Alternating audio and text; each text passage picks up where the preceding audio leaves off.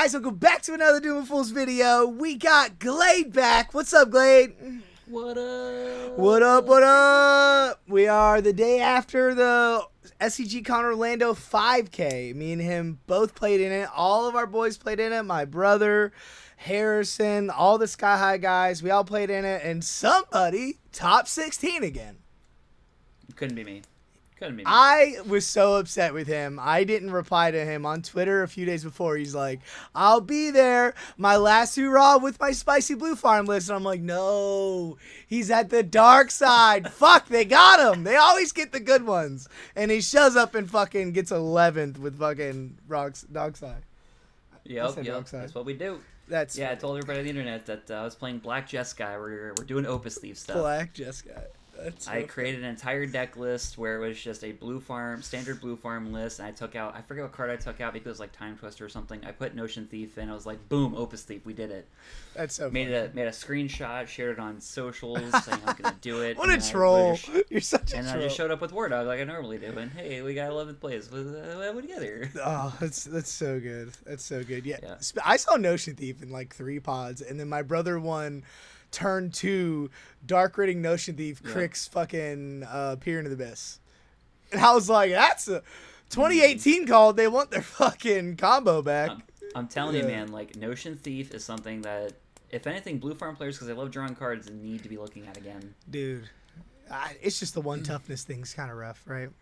Yeah, but I mean, like, there's so many good creatures with 1 toughness that just get bone all the time. Yeah, I think until they mess with the Ristic study, I think you definitely need. I don't know if Blue Farm plays it, but you definitely play Notion Thief for sure. In this economy. Well, anyways, I kind of want to. We're gonna break down the tournament today. I kind of want to talk about my experience, kind of talk about how I felt the meta was, and then Chris can talk about it, and then we're gonna do a top 18 because the things were off a little bit, but me and Glade got it squared away. We're pretty sure that we got the top 18 in a row. So we're going to talk about 18 decks today. Actually 17, because the awesome Narset pilot isn't on here. But we're still going to recognize him because we love spicy decks. Spoilers. So yeah, pretty much for me, I went 2 draws. Round 3 I won. So round 4 I'm undefeated pretty much. And then round 4 I lost. Round 5 I lost. I felt like it was a Ristic Study meta. My round 3 we just drew turn 4 because there's so many Ristic Studies. And after this event I put another Grand Abolisher effect in my deck because it's just like nobody would let me resolve anything ever, and I was just the problem every time, and it just felt gross. But round 4 and round 5 round 4 was kind of toxic. I lost to Harrison actually, but round 5 it was pretty cool. I VV wheeled, and then I was gonna win if I untapped. We stopped VV like 3 different times, and they hit us with the Final Fortune. And they won the Final Fortune turn, and I was like, cool. That's how I lost my winning end. So, overall, the event, I felt like it wasn't as good as Charlotte's SCG Con, but the actual event itself and the players, I had a blast. How did you like the event? Honestly, I think it was fine. I mean, we had issues with Spice Rack, like going into round 1. You had to do like a repairing because of like a couple players or something. I forgot what the deal was, but they had to do a repair. As far as the field, I mean, the field felt very kind of just your standard. It felt like a Sky High event. Experience. Yeah. Like, I was looking through my notes, and I think the only spicy decks that I really played against were just a Stella Lee pilot.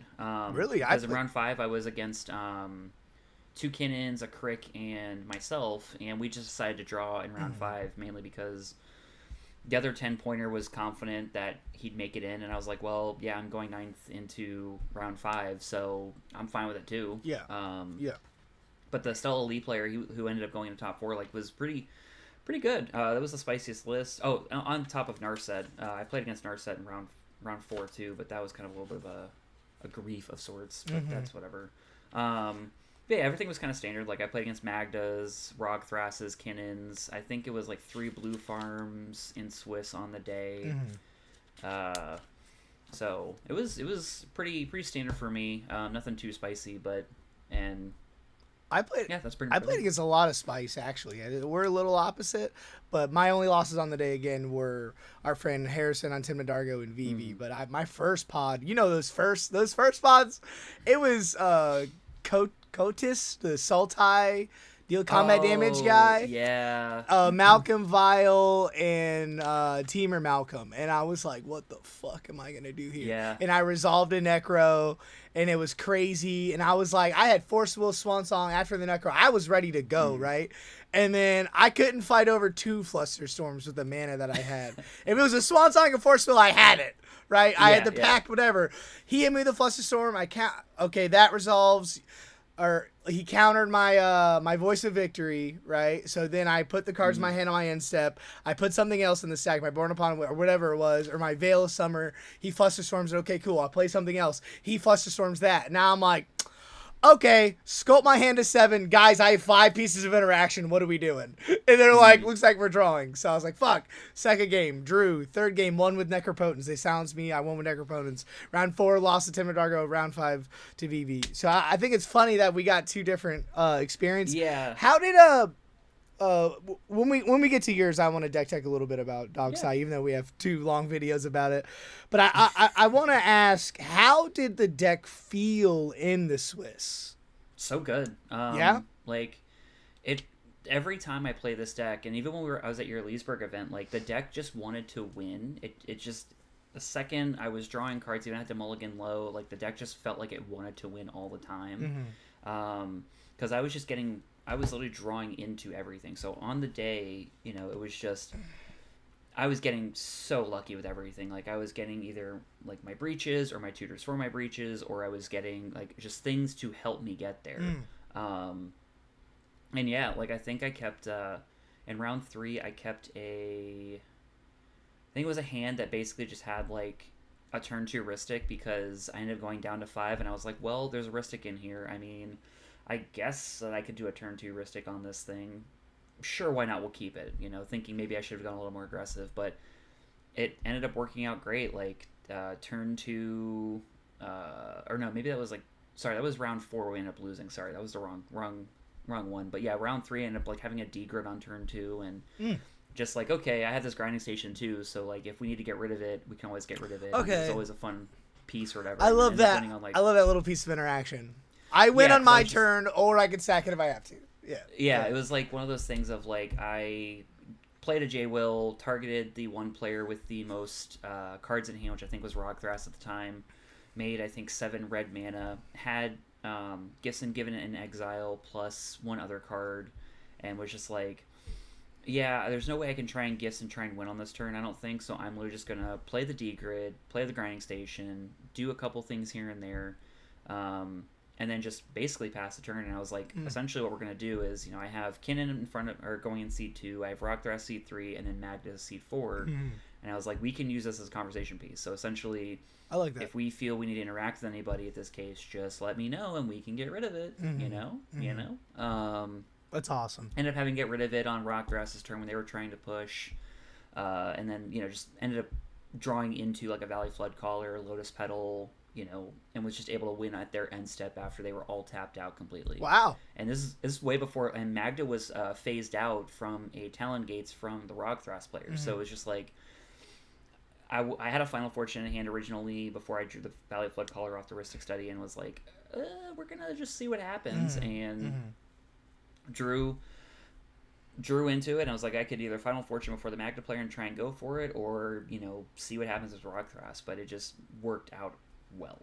So you just got there. Yeah, just ended up getting there. It was pretty much just standard stuff. Nothing too crazy.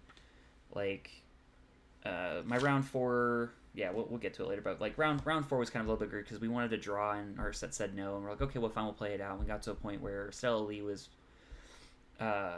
presenting a Pact of Negation on the Blue Farm player, casting a meme bet, and he's like, I'm presenting a draw because I pretty much die on my upkeep with having not enough mana to pay for the pact.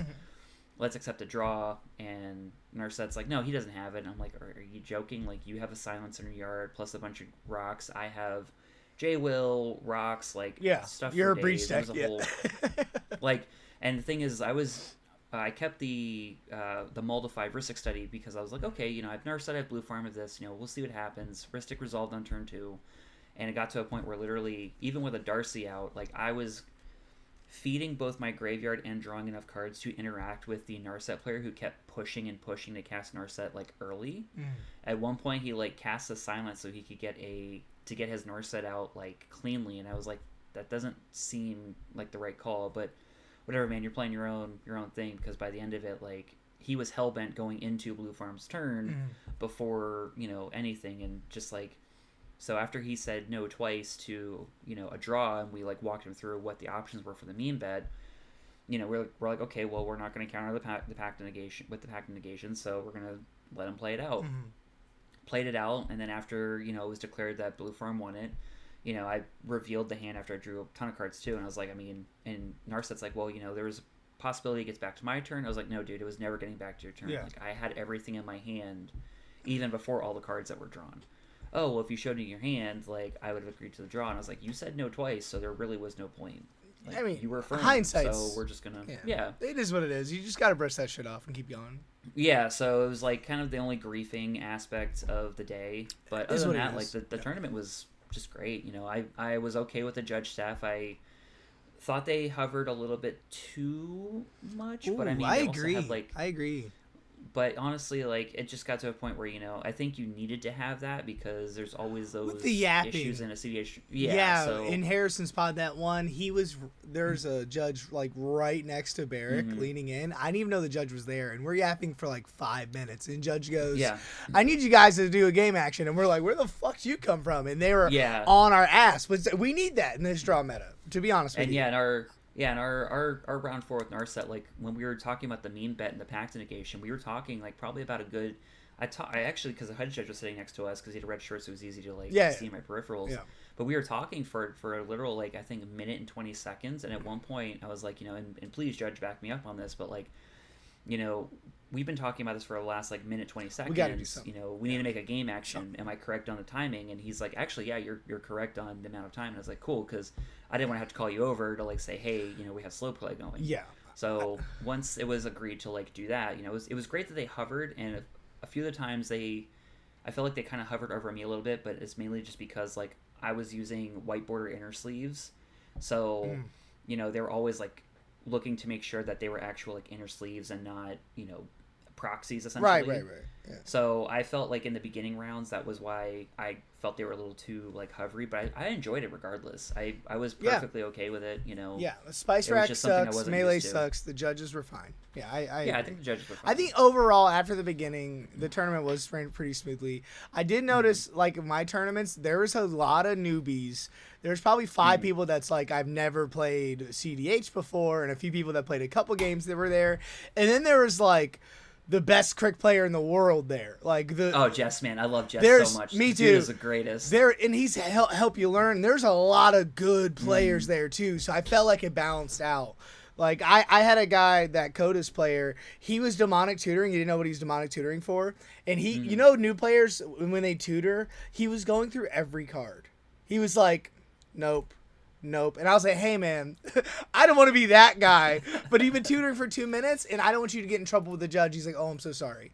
And I'm like, it's okay, but we got to, like, money's on the line here. This, yeah. So. Yeah, no, Jess is great. Like, huge shout out to him. This is a guy who's been so cool. Playing crick for so long. He is literally one of the I think he is the biggest contributor of the primer, and even wrote the thing. That is the correct pilot. Yeah, that is. This is the same guy who came to, like, cool stuff in April and literally was like, I'm just gonna brew Tival the night before and do, like, Sultai Tival where your spells have delve and, like, every time you cast a spell you lose life. I like that deck. Just made a rough draft of the list and went top 4 with it. Like, he's like, this is Crick and Sultai. Let's just play it. And, I mean, dude's a master at what he does. Yeah, so. Yeah. That's what a lot of people are like, oh, Crick's bad. I'm like, I get Crick's bad, but then that player top 4s, top 16s every time they play. Like, he top 4 with Tival. He top 16 with Crick here, and then 2 weeks ago at Steel City, he top 16. Yeah, the 20K, right, or the invitation. Yeah, the 20K. Yeah, one of the biggest tournament ever, top 16, and then Yeah, I was feeling so much FOMO for that, but yeah. So the event was good. The judges were good. I think the judges did a great job. I agree. So I agree. Did you like the con? Did you get anything cool? So I mean, I did get some cool stuff. I ended up selling basically the rest of my collection except for War Dog. Stuff that could be sold. Mm-hmm. So I ended up selling a bunch of that to like go towards moving costs and stuff like that because as you can see behind me, there's boxes and whatnot. Yeah, you're moving. But I went to Toa and saw that they had like a Japanese Mox Diamond and a Japanese City of Traders, and I was like, hey, so I have a City of Traders and I have a Mox Diamond. They're both English. What's the difference? I want to pick your Japanese ones up and do a bit of a trade. And the guy behind the counter, I don't remember his name specifically, but he looked at my like basically heavy played diamond, looked at my City of Traders and was like, here, give me 220 for both of them. Like, perfect. So, 220 for both and then traded? Yeah. Dude. So traded the diamond and the City of Traders. Yeah, it was cool. It was honestly good. Like he was like 20. He's like, give me a crisp 20 for the City of Traders and 200 for the diamond, and I was like, perfect. You got it. Dude, how cool is that? You get my stuff and you can have the rest. So, dude, that's so cool. That's what I love about cons. That's what people don't see is like you see stuff. What I get. We got a foil borderless Conqueror's Flail, the secret layer cool. one, the gold one. Yeah, and they had two of them. That's actually what you're talking about. Dude, there's some cards. I traded in a bunch of cards, and they were like, we'll give you the cards that we have is like $100 and then 220 cash. And I'm like, dude, that's like 80%. I can't be mad at that. And I have cash. So then I use the cash for the rest of the con. It was a great time. I love the cons. Yeah, I sold to SCG and got like 30% more out of my cash value than I was going to get anywhere else. So that wasn't bad. See it? I can see it. Yeah. Okay. Cool. All right, guys. So like we said before, Spice Rack, Melee, all that had a little issue. So I'm kind of blank. My brother's blank. They had a couple. Yeah, they had a couple little mishaps. Add a little to that.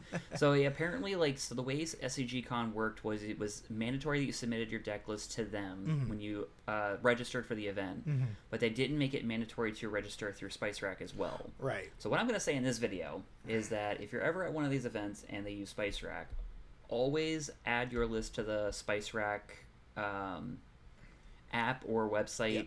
In general, because it'll save you worlds of time and you won't have basically issues like this where there's a bunch of unknown commanders and everything's wonky, especially how we're like missing a 7th place person who was clearly there. Yeah, we totally missed 7th place. But like I said, me and you kind of figured it out. We got it figured out. The cool thing is they did go back and they fixed the first 18 besides Narset. So that's really cool. What sucks is when like 3rd or 7th and 9th, it's unknown commander. And it's like, well, that throws away all the context. But that's why I'm doing this video, because me and you were there. And we have a really good idea and there's no really guessing. But all in all, like we said, there's no hate for the event. It was great. Is what it is. I love playing with the fellas. Always fun. I knew half the field. I love that. Was there 83 players, I believe? 83 on the day. 83, and I literally knew 40 people. I get there. Hey, I just watched your face this morning. 12 people from Sky High. You, Harrison. My best friend was there. And I'm just like, almost every pod I knew somebody, and it was super, super cool. Yeah. So let's hop into it. So technically 18th, which is, ignore this, it says 17th. We got Malcolm Vile. I actually played against this guy. This guy was cool. I'm gonna kind of let you take over since you're kind of like better at this stuff than I am. Have you played against this Malcolm Vile list? Have you played Malcolm Vile ever? I have not. I've played against Malcolm Vile over the years. Not. I don't know. Bean. I don't know. I'm butchering the name. If I did butcher your name, I'm so sorry. Well, hold on. I think I have a timeout. You can't see my actual screen, can you? You can only see this. I can see your screen. You can see this, though, because I already clicked in the thing. Yeah, I can see you scrolling up and down on hold the... on. You probably have to, I only did it for that window. I need to do it for everything. Oh, gotcha. Yep. Okay. I was going to say, yeah. All right, here we go. Now you can see me? Yeah, I can see it. Okay, Bind Gooden. Can you see all this now? Yeah, Bind. I can see. There we go. There we go. Okay, now we're good. Bind Gooden. Yeah, this looks like a pretty. From my experience, it seems like a pretty standard Pirates list. Yeah. They're running their Glenhorns. They're running the Mayhem Devils. They're the biggest indicator that you're looking at Grixis Pirates is they're usually playing that one fun spell. There it is, called Trickery Charm. Trickery Charm basically just says, hey, your Mayhem Devil now becomes a pirate. Target creature gains flying till turn, or target creature becomes the type of creature type of your choice till turn. Look at the top. Yeah, so is this the one that actually combos with something in the deck, or is this just good value? So So it combos specifically with Malcolm in the deck. So if you have, so this list doesn't have the Reckless Fireweaver, which is where like whenever an artifact enters, deal damage to each opponent. They swapped it out for the Lightning Rig. The Lightning Rig crew, yep. It looks like at least it could be a few different ones. I've seen Braids in a few lists here and there. Braids, but essentially Trickery Charm combos the best with Mayhem Devil. So what you do is you just, you play Trickery Charm, target Mayhem Devil, turn Mayhem Devil into a pirate. The second you sacrifice a treasure or something in general, trigger Mayhem Devil, hit somebody, you get treasures, hit somebody, you get treasures, and you just can keep pinging people infinitely until they die. Because whenever you deal Malcolm, whenever one of the parts you control do damage to your opponent, you create a treasure. Oh, so that's just a 2-card combo with your commander. Yeah, exactly.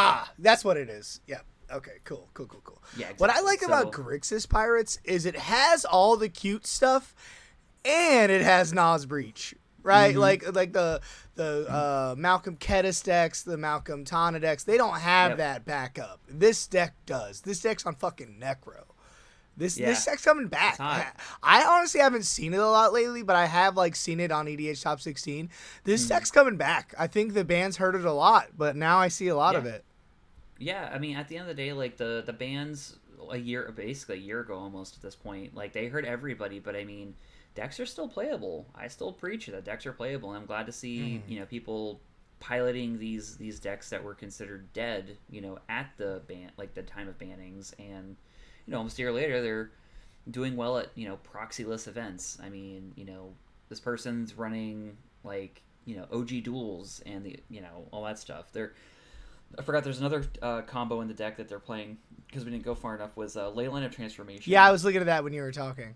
Which is literally the same thing as the 2-card combo with Trickery Charm. Instead of targeting, it just says all your creatures become pirates in this case. Yeah, and it's free in the beginning of the game. Yep. Exactly. Yeah, you play this for free, Yeah, so honestly, it's great to see this type of stuff, and I do love the fact that they're playing Trickery Charm. There is another... it's on surprise. All the Reanimate stuff, too.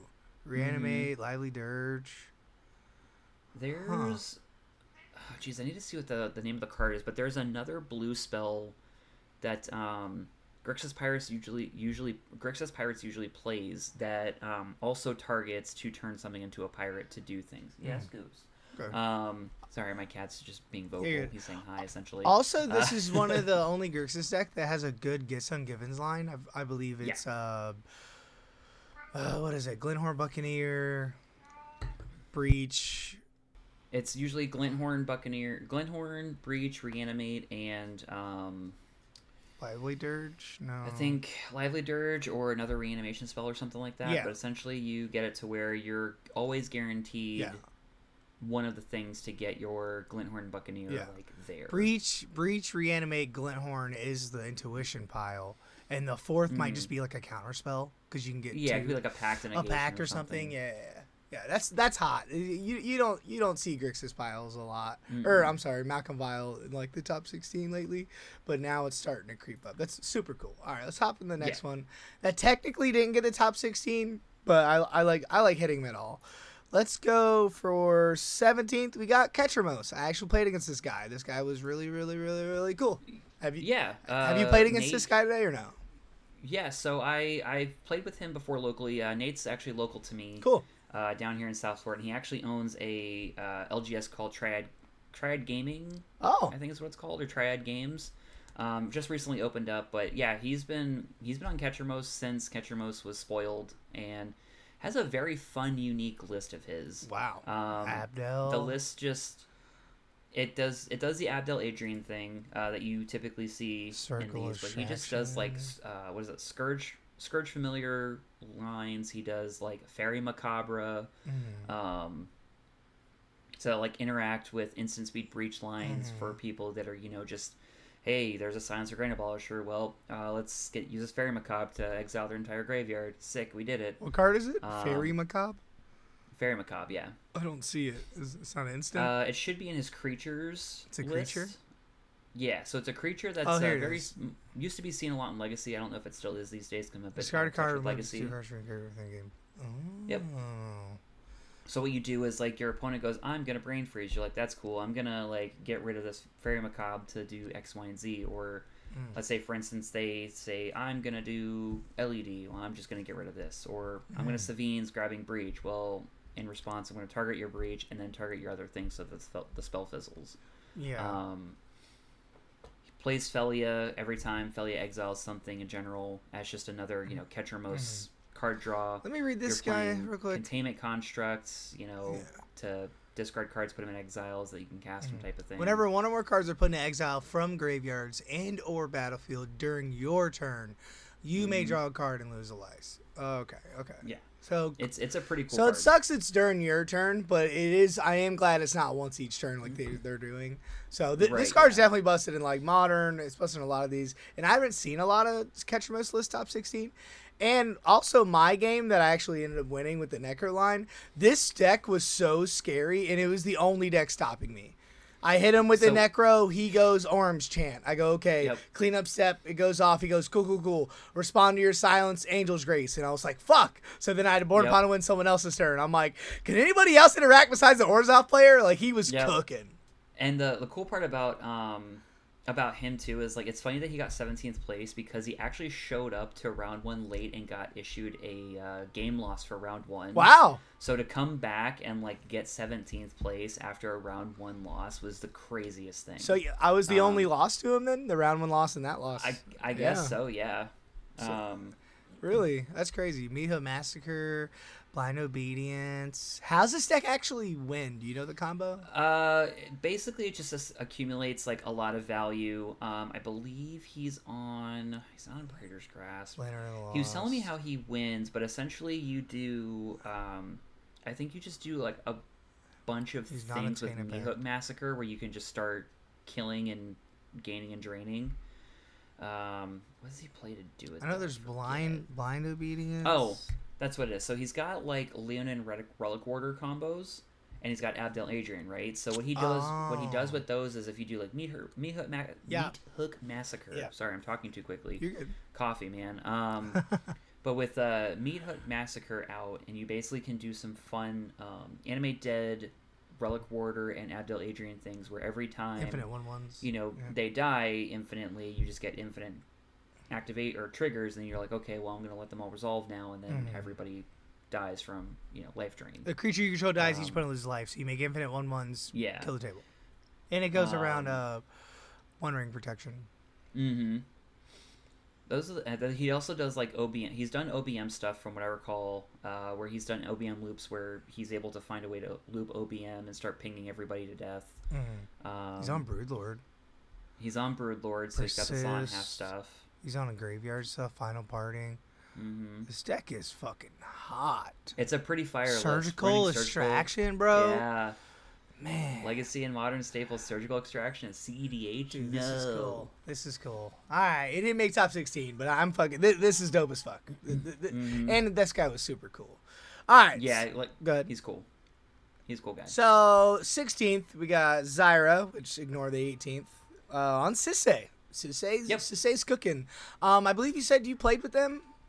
Yeah. So I was paired up with her originally in round 1 before the repair. Found out she was on Sisei. Found out that she's also plays locally with Sky High at their monthlies. And she had recently top forward over there with her Sisei list that we're going to be looking at. I think maybe she did a different change or two, but I know she's on the Planeswalker plan. Yeah, that's what I'm looking at. Yep. In our game for round 3, I didn't really see too much from her. Like, it was kind of just like turn 1 ignoble, turn 2... I forget what turn 2 was, if I'm being honest.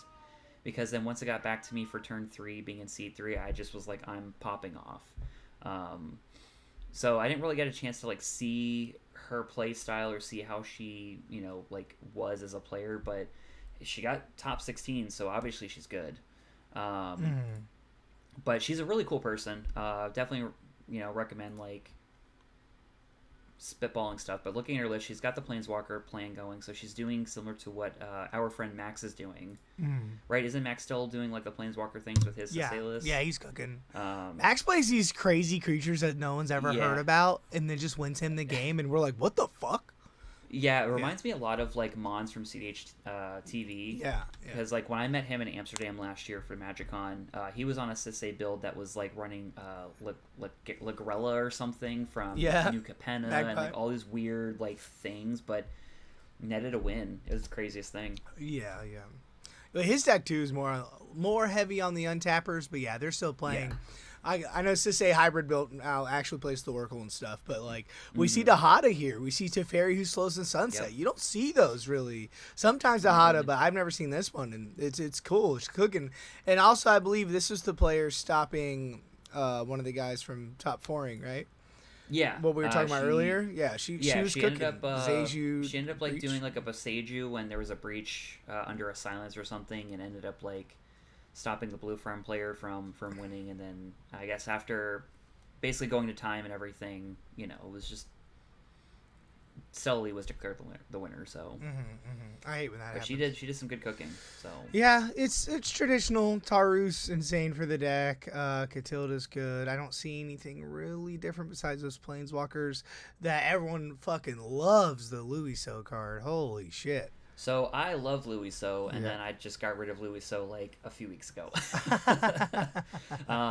But we'll talk about that when we get to me. Okay, yeah, traditional Sisse list. Let's move on. Yeah, it looks pretty traditional with a little bit of spice here and there. Yep. 15th, we got Jesse. This guy's cool. Jesse. Oh, Jesse Music. Jesse Music. He got 15th. All right.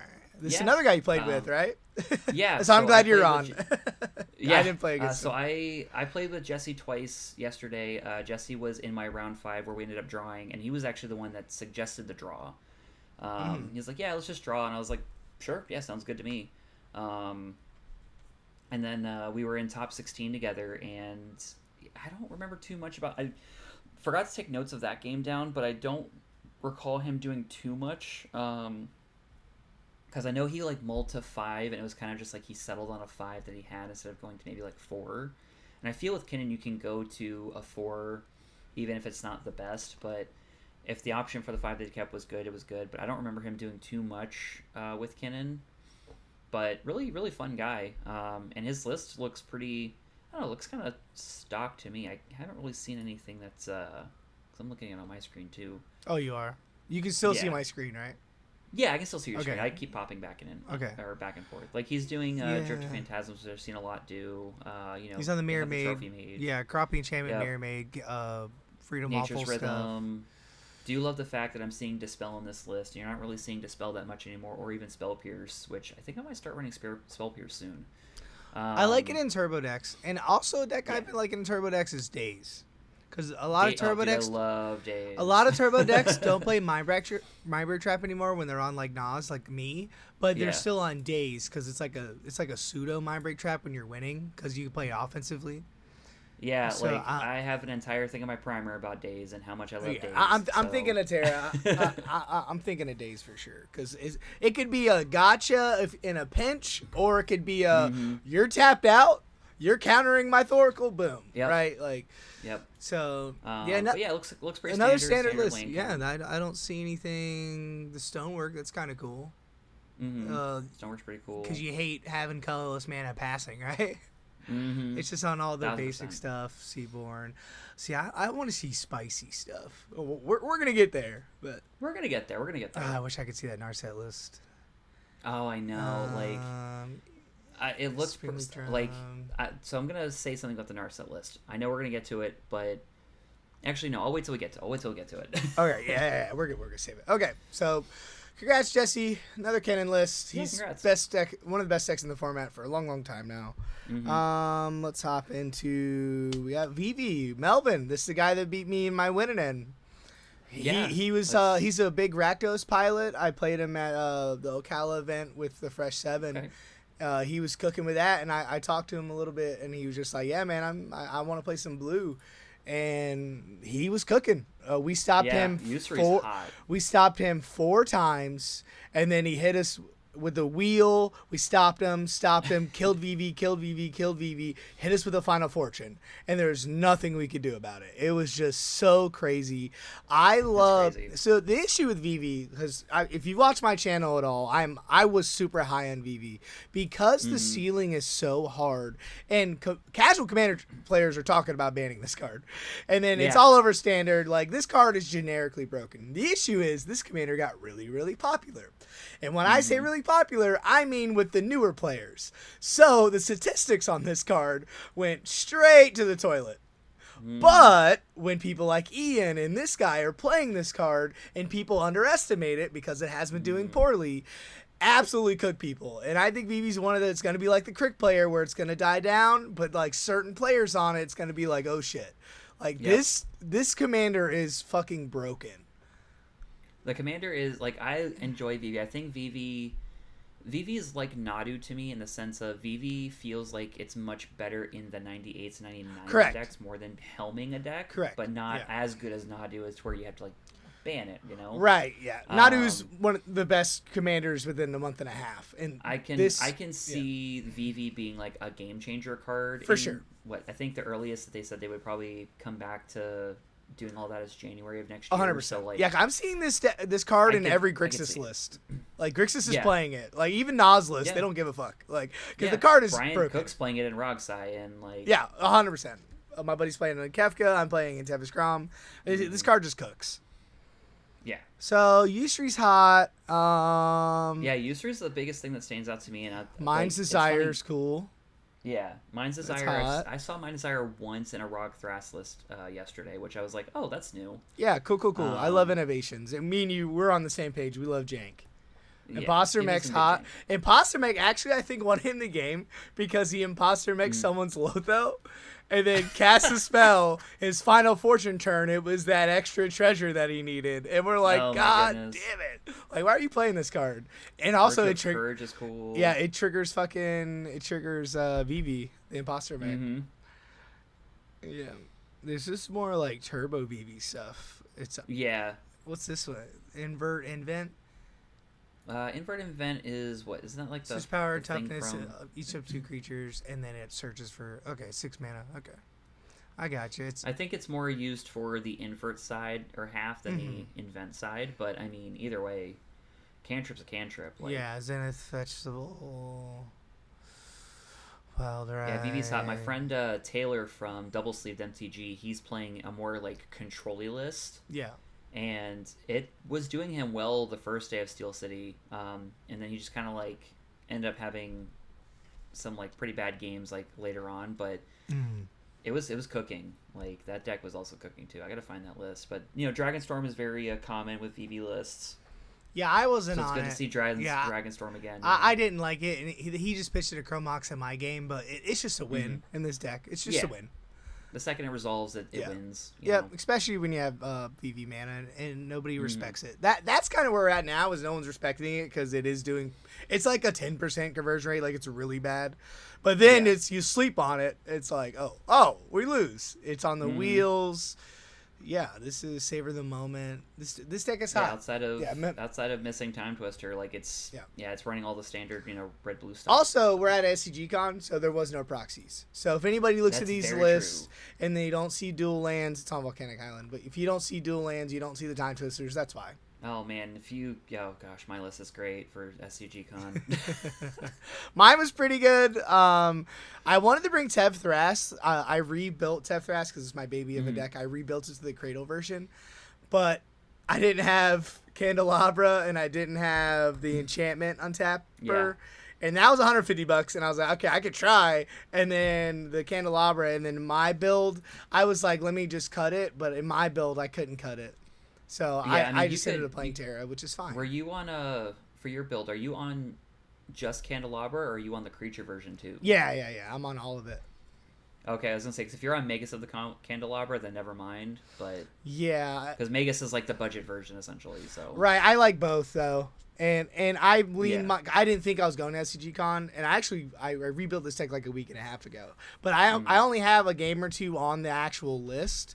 So I was already probably not going to bring it because I played Tevas, but this list is totally different than any Tevas list, right? I was casting Deep Glow Skate with a Tevish and taking commanders. And now you put in this list. Yeah. But anyways, this is VV. Deck's hot. One of my favorite decks. One of my favorite commanders. I have a Japanese version. I hope it gets better in the statistics. I hope more people play it, more skilled pilots play it, and put it back on the map because people are sleeping on it. And Melvin is a great player. Let's hop into 13th. We got Rogsai. Rogsai. Yep, Rogsai. I know Derek, the other Rogsai. I don't know this guy. Do you know this guy? So I don't know this Rogsai pilot, but I mean, for what it's worth, the Rogsai list, I'm trying to look for notable things that running Strict Serenade, that's kind of interesting. Running Retraction Helix, I know some Rogsai pilots are running that. I've been recommended Retraction Helix by Rogsai pilots lately because I also run Valley Flood Caller in my deck. I actually did play against this guy in the Harrison pod in round 4 where our buddy Harrison beat me. He mulled a 4 going 4th, and he just had interaction. He had 4 Soils, Mind Break Traps, 6 Serenades.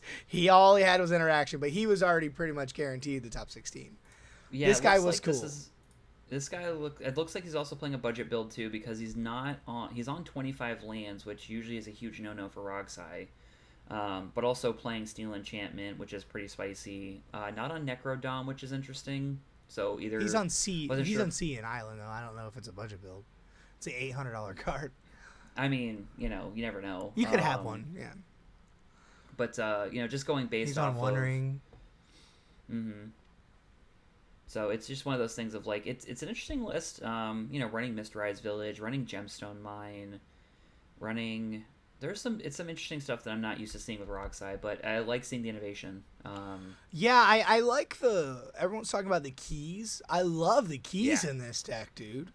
Yeah, the keys. One more mana. I don't know if you ever played Rogsai, like actual Rogsai. One more mana, 2 more mana is everything. Especially if you're on One Ring. Those keys are really hot in this deck. With Wishclaw too, you activate Wishclaw, whole priority, untap Wishclaw, activate it again, 2 tutors, you win. Right. My experience with Rogsai or playing Rogsai is I've only ever played Rogsai 3 times in my life, and the deck just is gas no matter how you look at it, and I wanted to do the same thing. So I gotta respect Haters it. Grass, Yogswill. It is on some spicier stuff. Gifts Ungiven. I haven't seen Gifts in a Rogsai. I don't think I've seen Gifts in a Rogsai VV. list. Yeah. It's on all the other stuff. Pretty Yogswill's kind of cool. Yeah, it's on more. I wonder why Strict Serenade. Is that just because Grand Abolishers, I guess?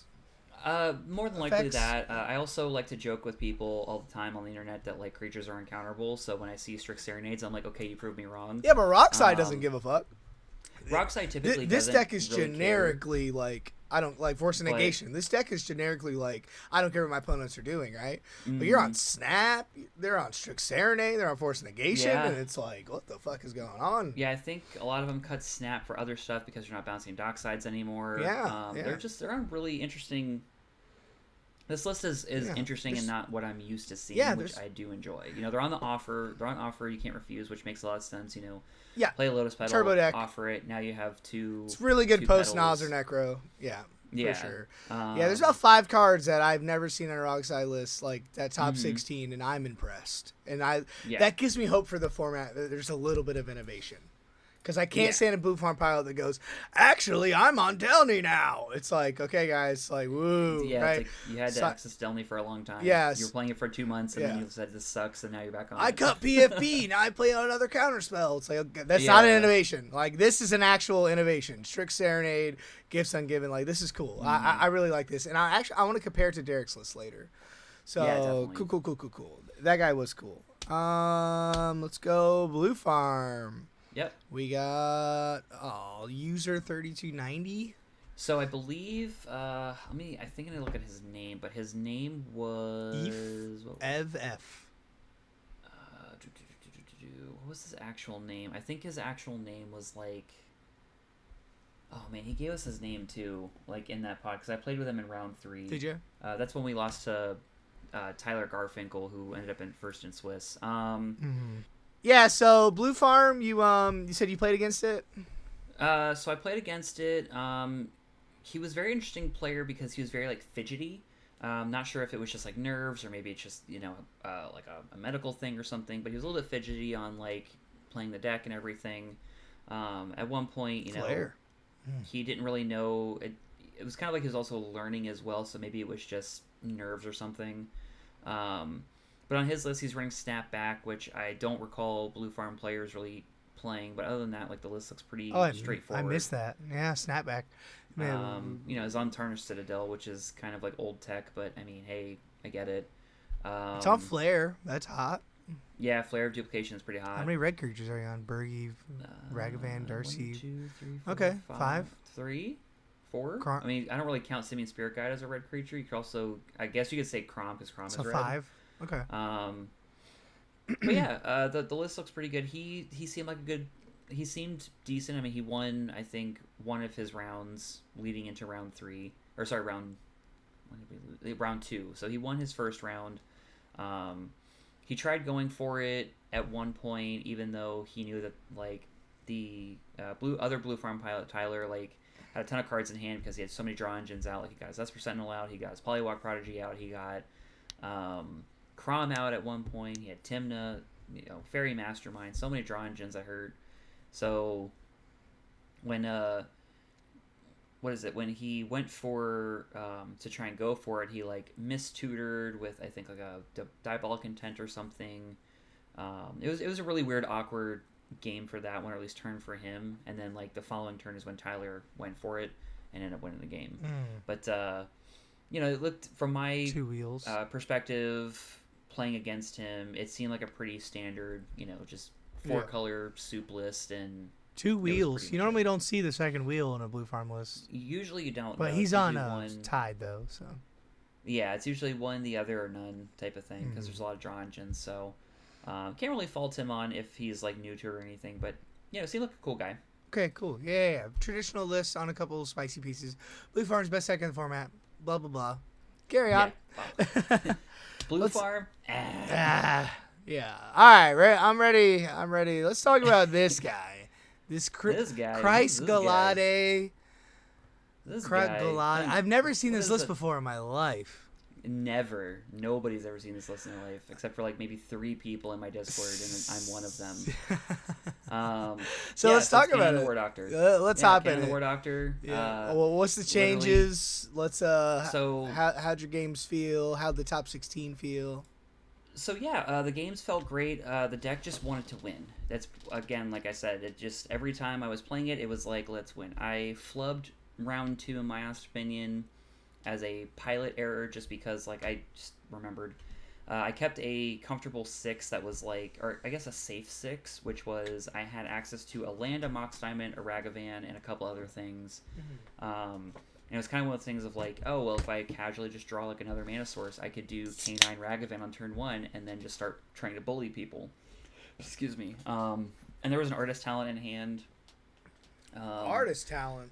Yeah, so that's what I'll get in, where I'm going to segue into. So the changes I made to the list recently was I added Artist Talent to the list, which is a great draw engine. It's basically Elsha Tech if you know what Elsha does. Vivi loves it. Or Vivi Tech in this case, because Vivi adopted from Elsha in my honest opinion. Yep.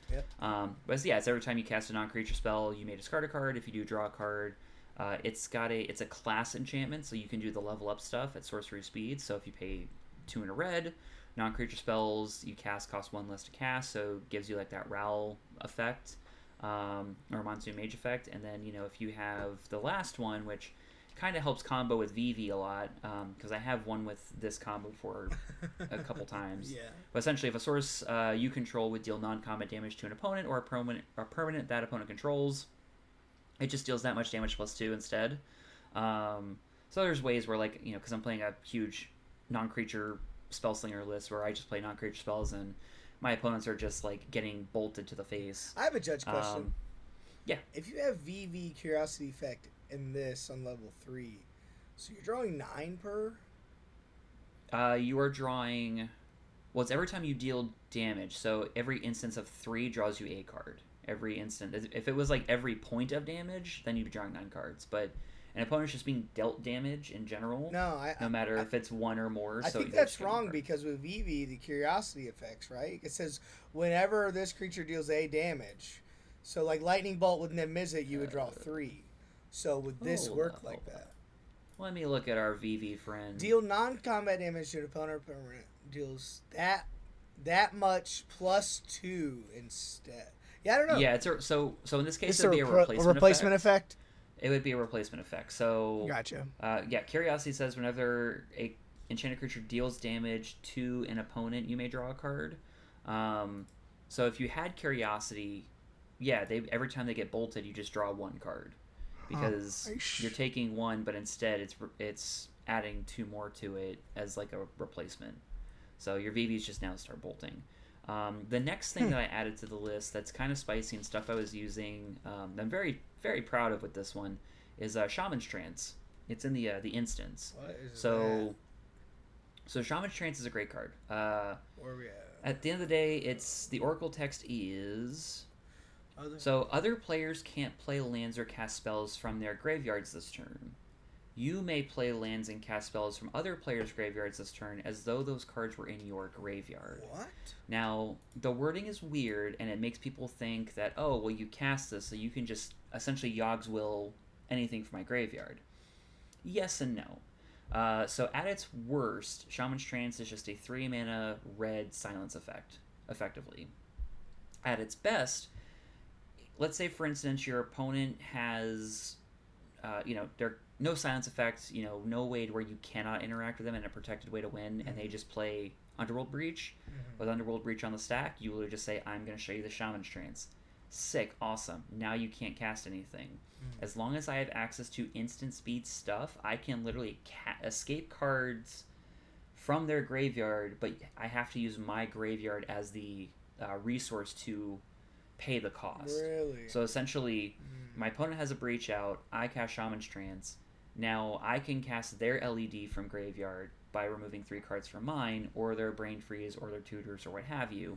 They can't do anything. Can you keep casting over and over again, like LED? Yep, crack, as long as you have cards in your graveyard to do it, you got it. And you can play lands. And you can play lands. Wow. So if your opponent somehow magically has a Underworld Breach that they're trying to do on your turn, because this actually happened once too. This was pretty fun. This was back in the Dockside era too. So I started playing this card a month before the bans, and then the bans happened. I put it off to the side and was like, yeah, it's probably just too much mana. We're gonna see what happens from there. Brought it back recently, the last like 2-3 weeks. Card is great. Should have kept it in, honestly. It's kind of like me. But yeah, basically, right? I had a fun time where like an opponent tried breaching over me, and I was like, cool. In response to your breach, I'm gonna play the Shaman's Trance. They're like, what does that card do? Well, one, mine is Japanese, so we had to like get Oracle text on it from the judge. But essentially, it was he's like, oh heck, that sucks. And I was like, yeah, it does suck. Let me see your graveyard. So I looked at their graveyard, saw they had a City of Traders, and I was like, well, I kind of need 1 extra mana to kind of do a little bit of extra things now, since I had to use 3 mana to play this thing.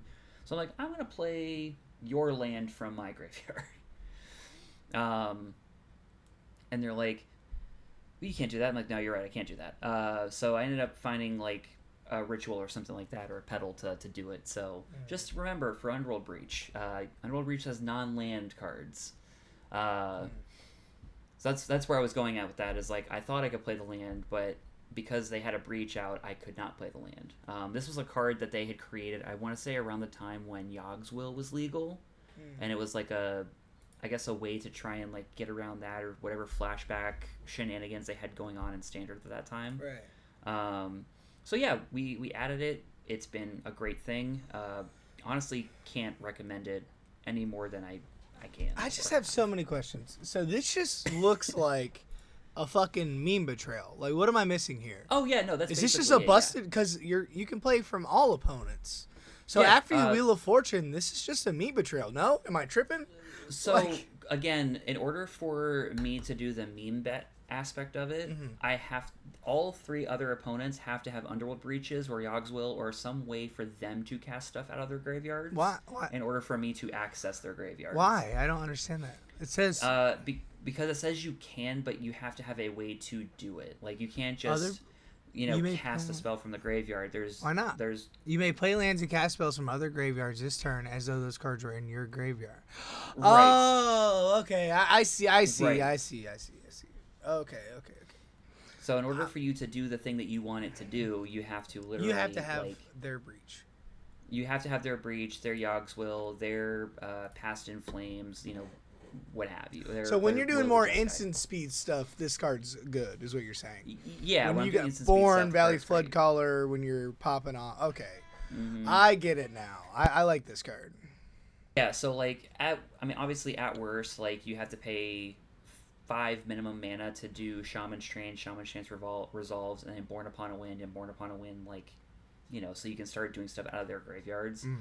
But being another silence effect is just great, especially because, in my colors I play more red and blue than I do white, so I have effectively I think it's 1, 2, 3, 4 or 5 silence effects, or just you can't interact with me effects.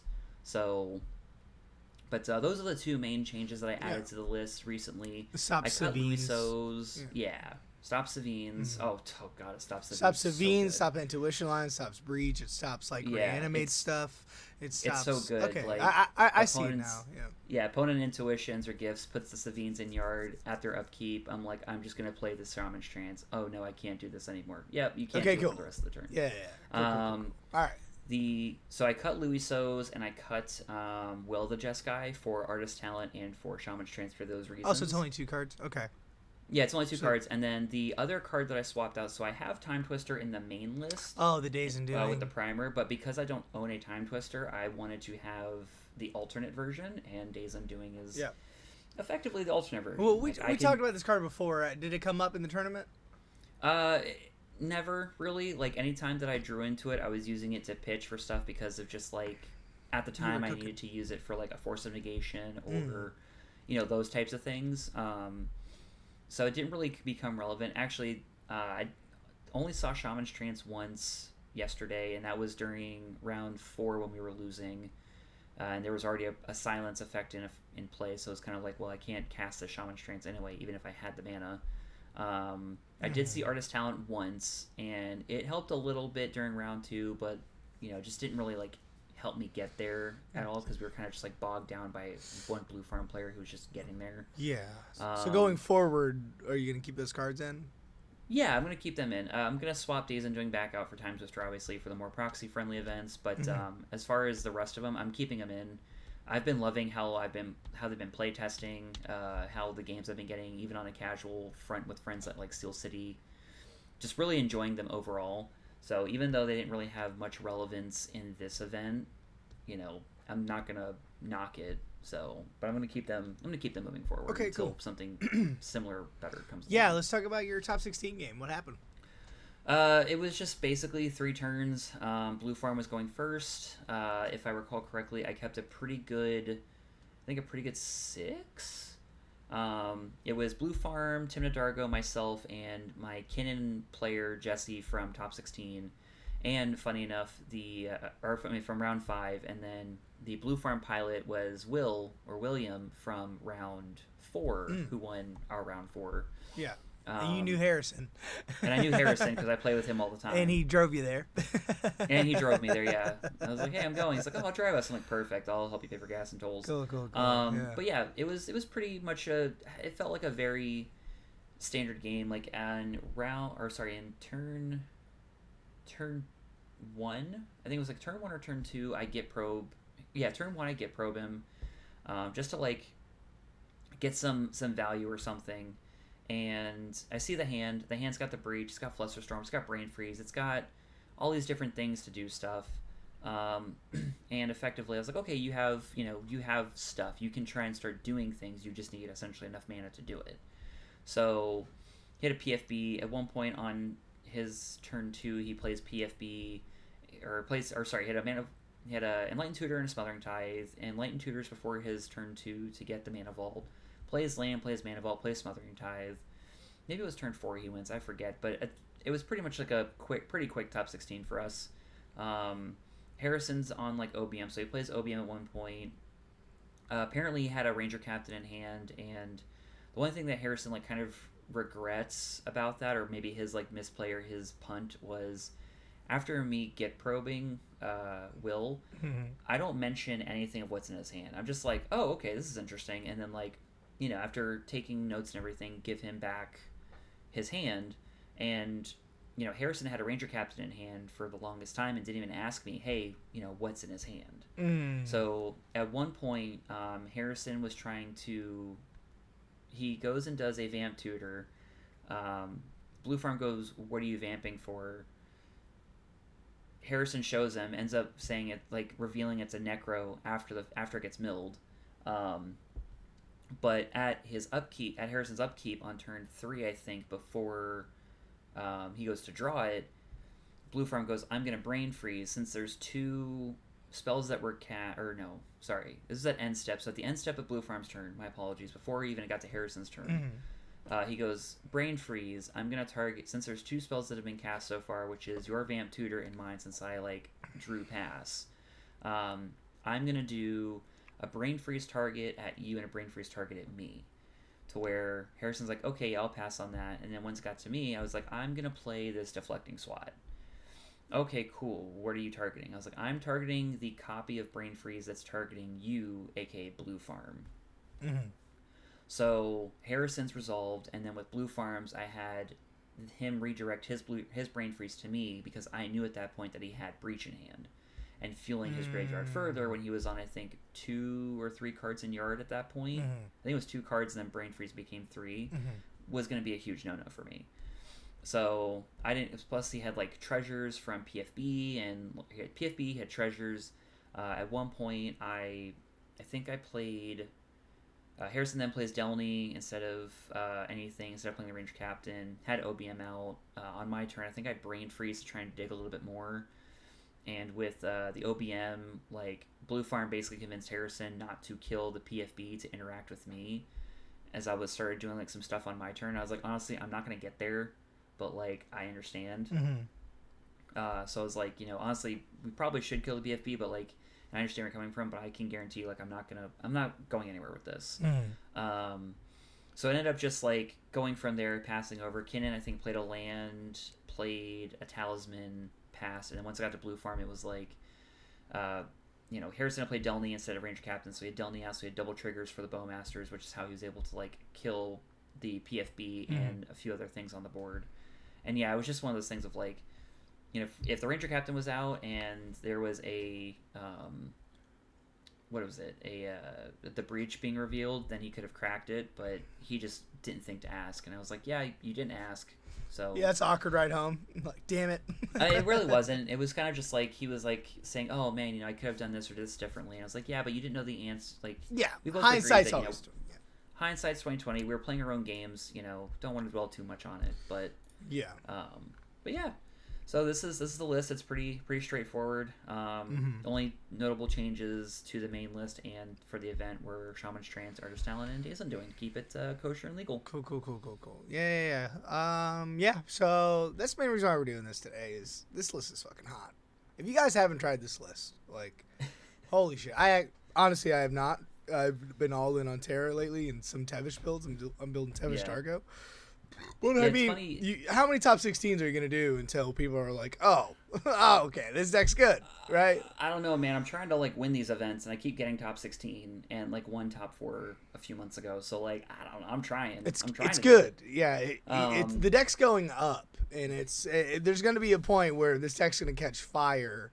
Yeah, I mean, I will say, like, it is getting attention from people because I was talking to a good number of people throughout the day yesterday who were saying, like, oh, I have friends that tried this list, but just really couldn't understand, like, how the deck works, so they binned it. And my first question as an answer was literally, is it because they were focused way too much on trying to get the War Doctor out? Because if so, they were playing the deck wrong.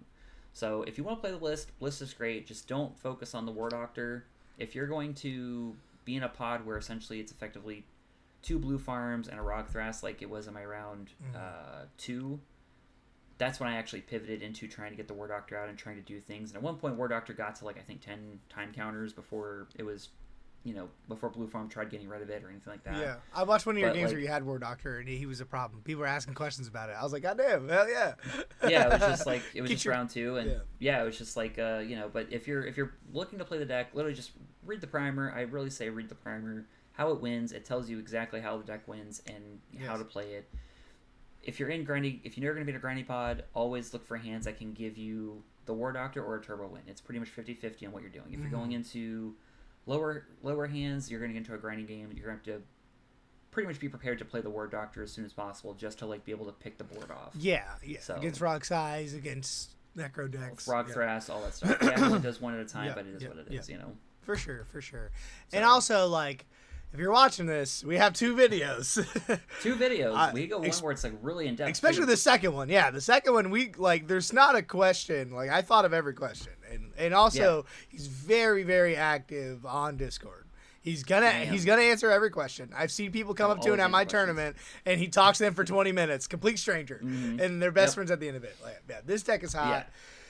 Congrats, man. You're killing it. Thank you much. All right, let's get into number 10. We got number 10. My boy Derek, the controversial Derek. Love this guy. He had the cowboy hat. He was chilling. Yep. He's been cooking with his Rockside list for a few months now. Every tournament I see him in, he cooks for sure.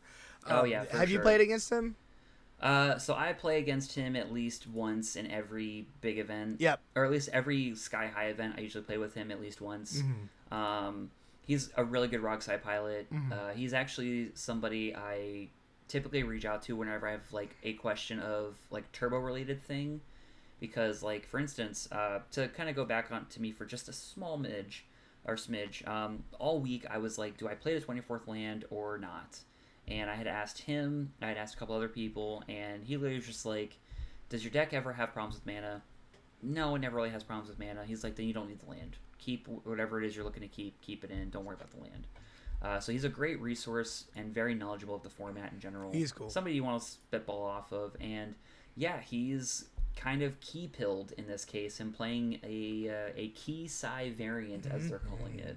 It's not wrong Psy, it's just key Psy. And he's on Bobble. I know that Bobble like cooks wrong Psy, so I like that he's on Bobble. He's on Necrodome. So they're playing Bobbles now.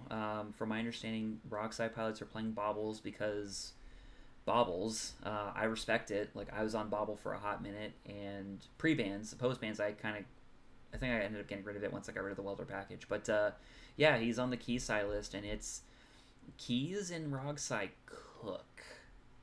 That's what we were talking about earlier. Cook. Yeah. Wishclaw, he's on One Ring. It's on Mana Vault. It's on Grim Monolith, I assume. Grim Monolith. Yeah, he's on the usual suspects. Yeah. Crazy things are Grinding Station. If you have to fill your Greek, like it does a lot of things. I know he's on Necrodome. Dress Down is very interesting. You're on Dress Down in your deck. Has this card in? This is probably the best meta for Dress Down, right? It's a creature meta at the end of the day. It's a creature meta at the end of the day, and the best thing to combat a creature meta if you're in blue and not on the creature plan, or if you are, whatever, just take my, whatever.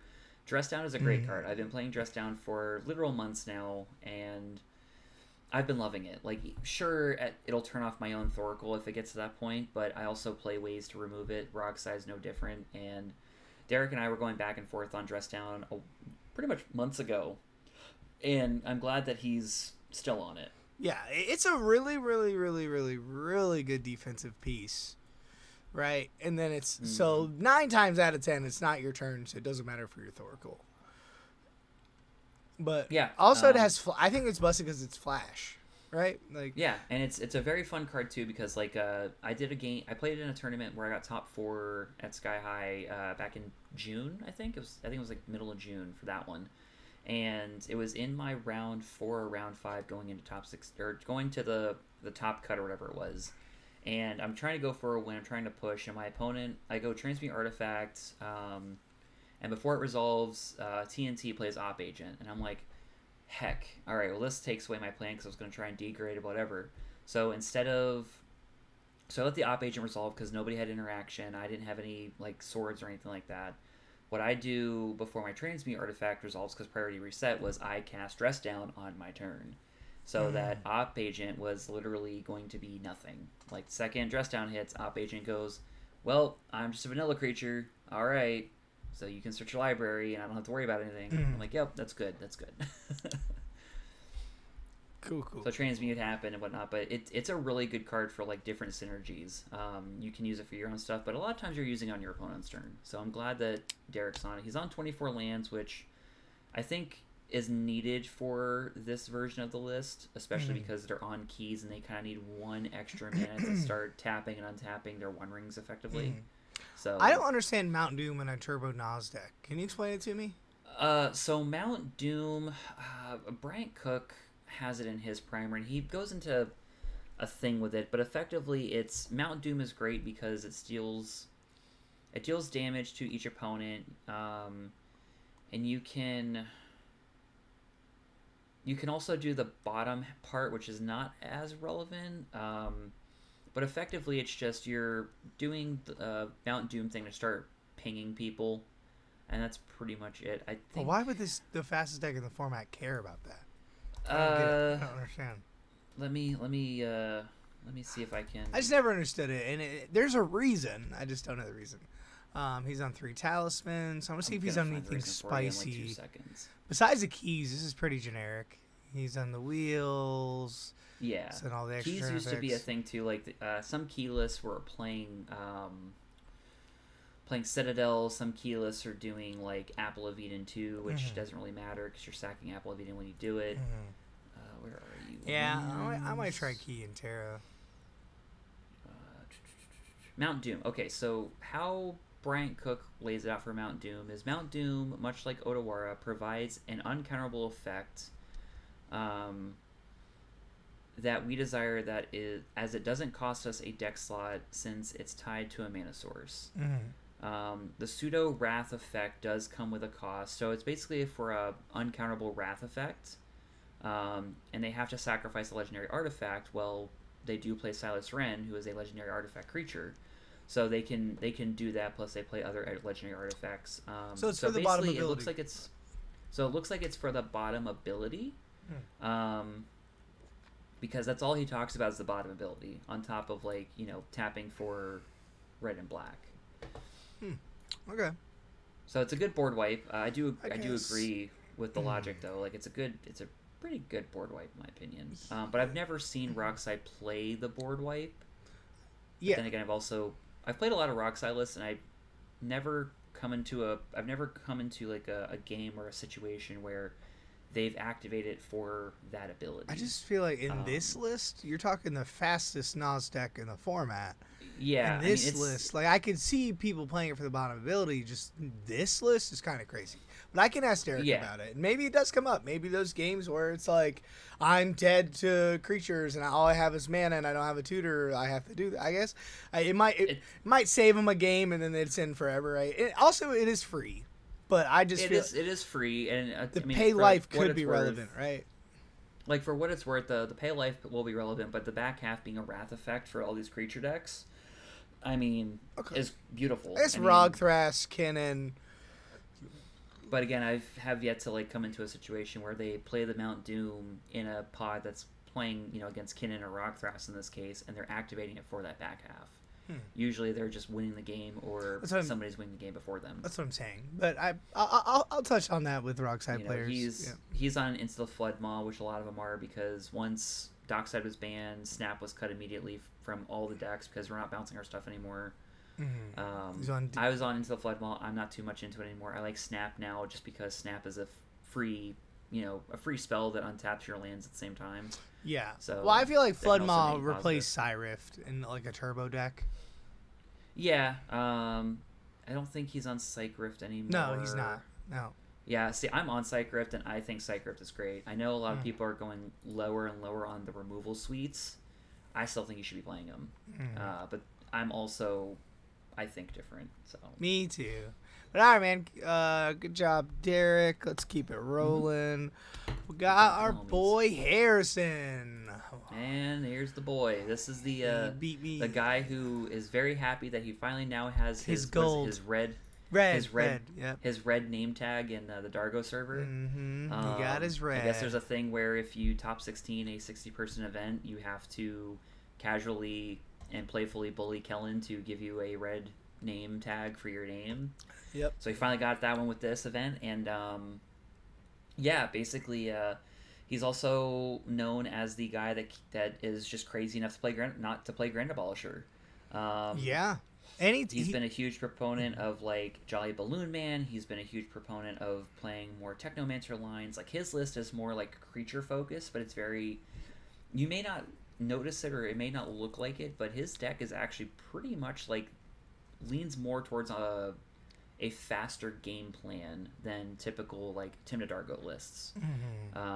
You have Kellen, who's more like on the mid-range grindy list, because there's a lot of them that say like, oh, I just play game pieces or combo pieces one at a time for the first few turns, and then on turn 4 I just go for it, or until it's safe. Yeah. But he just ever since I told him to stop overthinking things and overthinking every 17 green lights that he has, he should just go for it. He's been playing a lot better now. But yeah, the deck is fast, deck is hot. It's a sacrifice deck. He plays Relic of Legends, which is a huge card. He plays Prize Statue, which makes them treasures. He loves Smothering Tithe. There's not much I can really say outside of like he's playing a very, very clean and good list. I think the newest additions are like Stitcher Supplier and what else is new? I think it's just Stitcher Supplier. Infernal Plunge. I was talking to him about Infernal Plunge. Yeah. I was talking about he sped up the list. He sped up the list a little bit, and he was like, "I'm not going back." Like he said, Infernal Plunge has been so good, and every game I see him, it's just like play creature, swing with Temna, play creature. Okay, you stop me, I win, and it's just like this deck is so inevitable. Yeah, he just recently went back to the dual caster Molten Duplication line. Yeah, he's been doing great. He basically convinced like a good chunk of the Mardu Dargo players to play Jolly Balloon Man, because it's just been really good in my opinion. And yeah, everybody calls him a mad lad for not playing Grand Abolisher. So I like to give him a lot of crap because he went back to Cavernous Souls, and I keep telling him Cavernous Souls, like, there's no point. Creatures are uncounterable. Because let's be honest, like, a lot of the times creatures aren't getting countered unless it's through like a misstep in this case, or if you finally got the MBT. But even then, misstep, Force of Will, misstepping somebody's thing. Force of Will is still in every blue deck, right? Right, but Force of Will ends up being used 90+% of the time for non-creature spells than creatures typically. So yeah, create a token that's copied another target you control. So what's Balloon Man for? So Balloon Man is there to literally either give him like what is it? Like give him another Deadpool. He could also use it to create, because they become like 1/1 flying balloons. So he can use it to make like another OBM. He can use it to make another Ranger Captain. He can use it to make pretty much a copy of any other creature. In this case, Stitcher Supplier. He could just Stitcher Supplier away for days. And it has haste. Okay, it gives it haste. Yep, and it has haste. So he also uses it for his welders and his engineers. So he copies one of them. If he copies the engineer bins an artifact that he needs to bin, and then basically he can just do engineer things.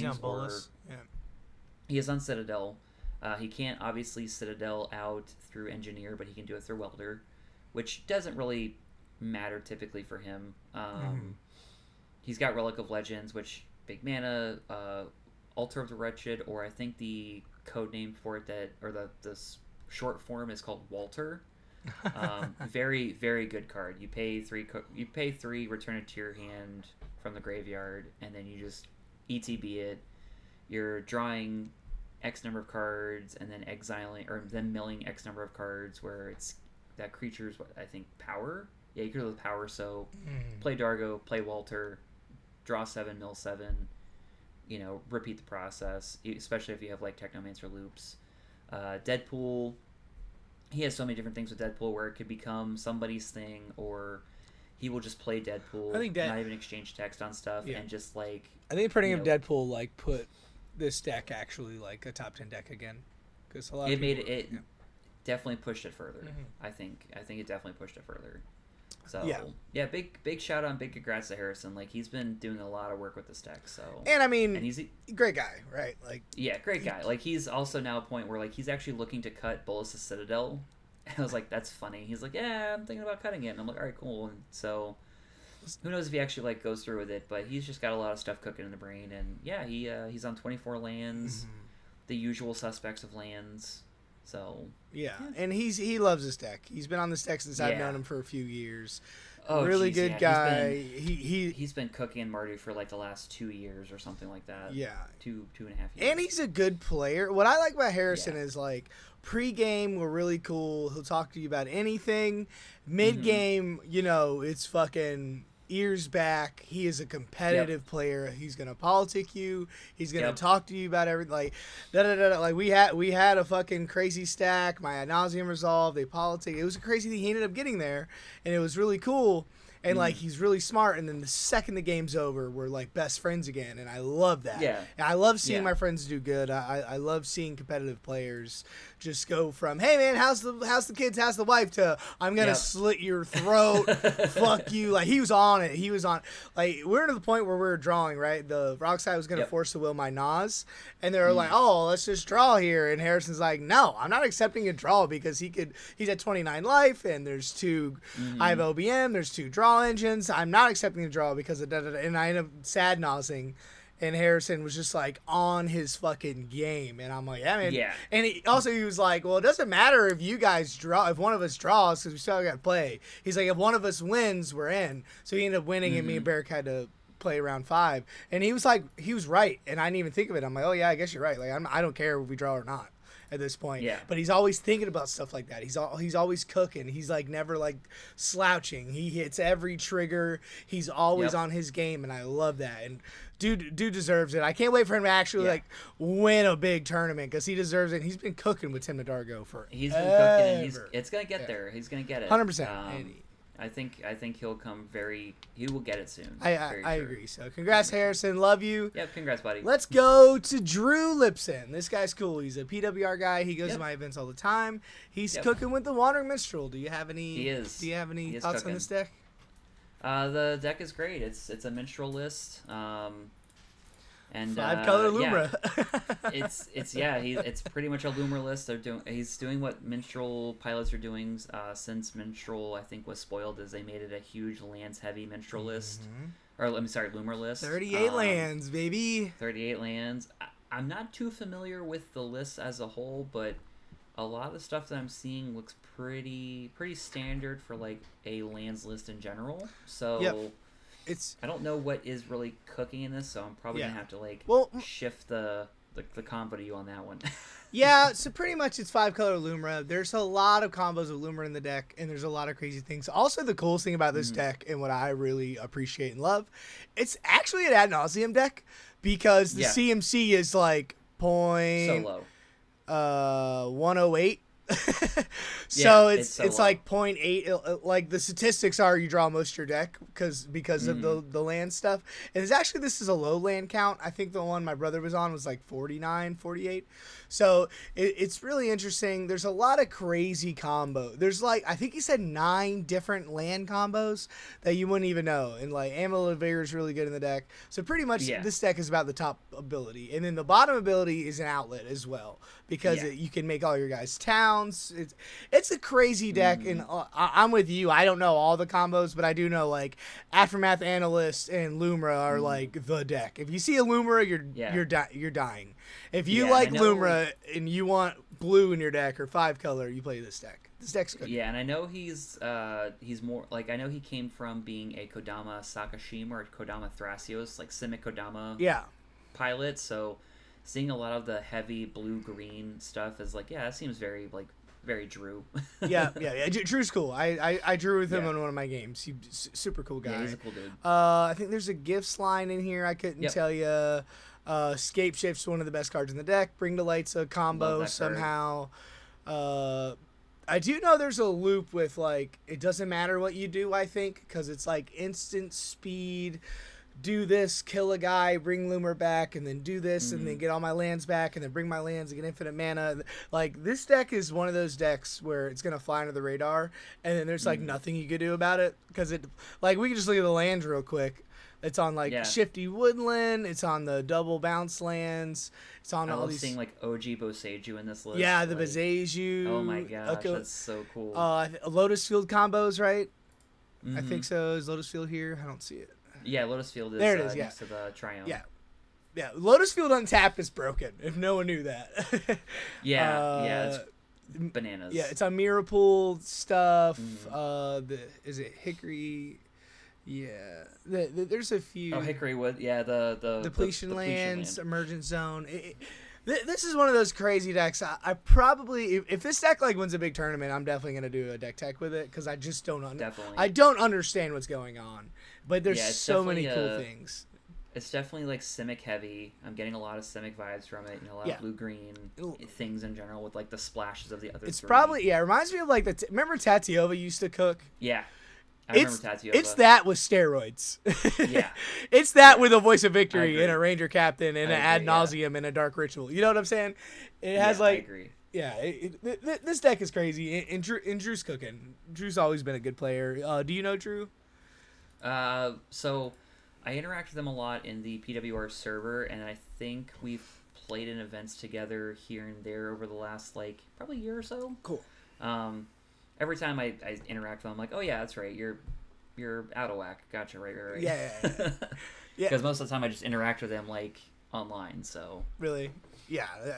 Every time I see that guy, he's really cool. He's part of the PWR group, and he's like, "Hey man, how you doing?" Cool I think he told me yesterday. I don't remember the conversation, but he's like, "Yeah, I'm on this and I'm on that, and this cool combo with this." And I'm like, "What the fuck are you saying to me? You can't just say a card I've never heard of in my life."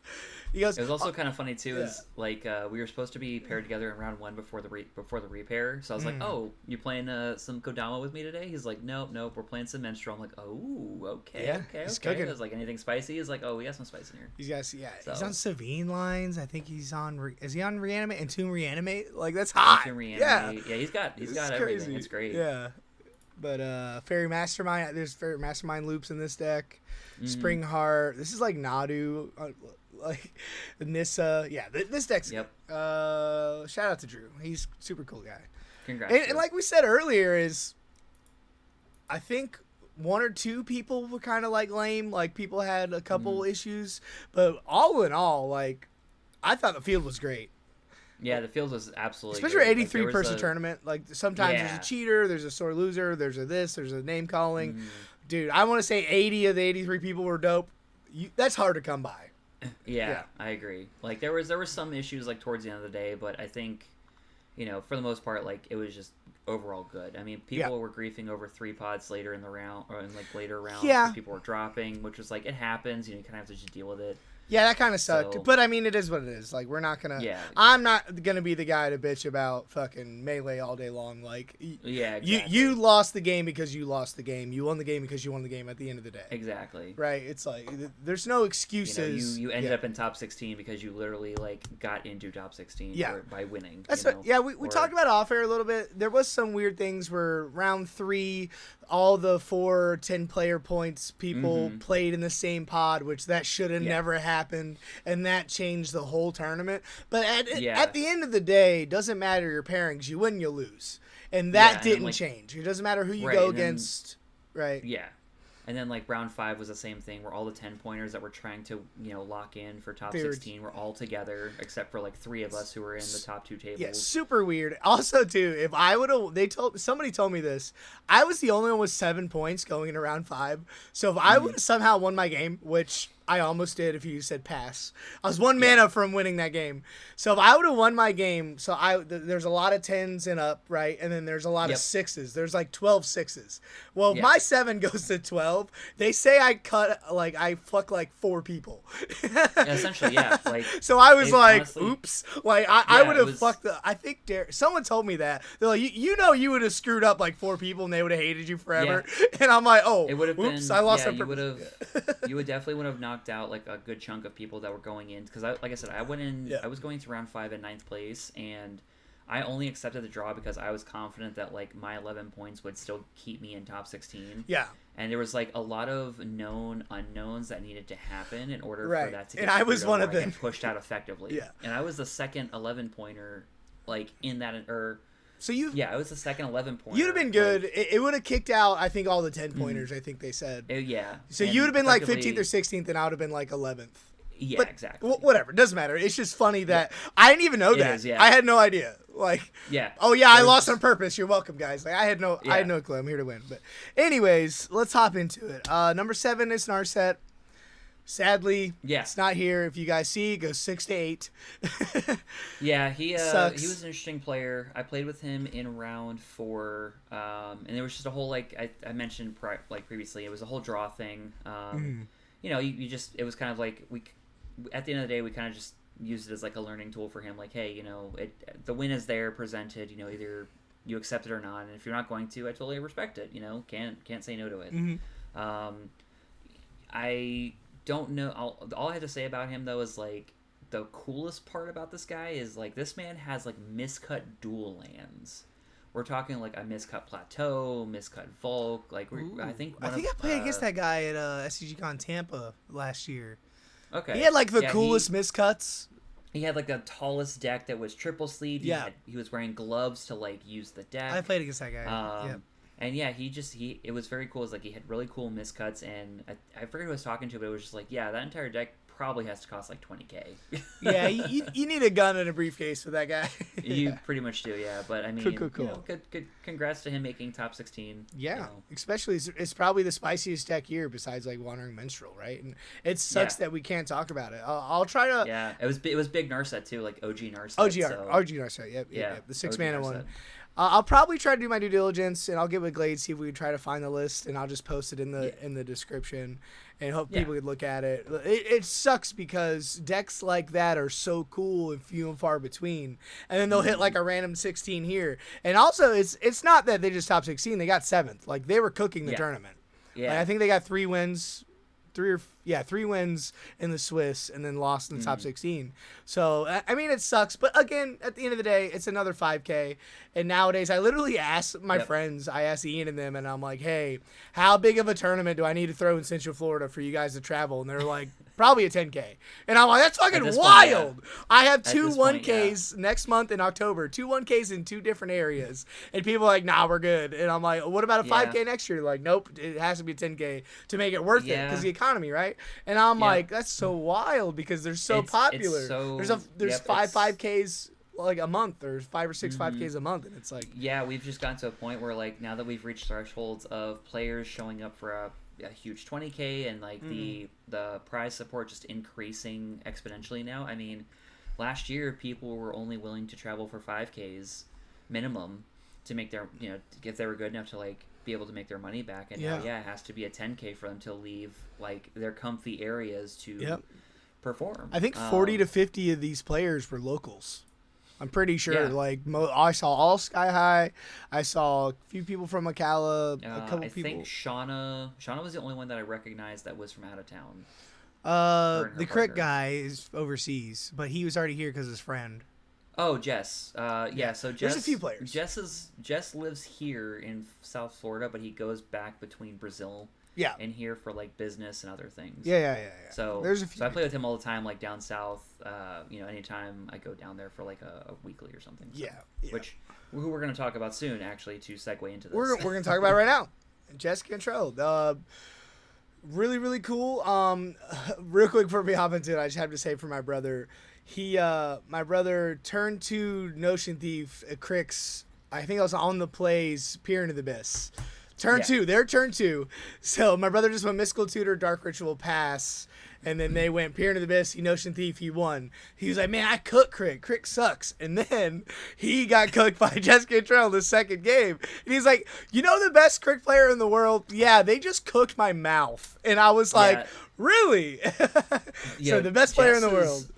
Jess being like not only essentially I call him the Crick father. He is. Just because this man, I've played with this man for several years now on this deck, like him playing this deck, and I've played. We've played in turbo pods. We played in like heavy blue fire McKinnon pods back in the day when those decks were just like very out of control with Dockside and everything. And this man was cooking to the point where he could beat them without breaking a sweat because he's just like, oh yeah, I do this. It's like you with Dockside.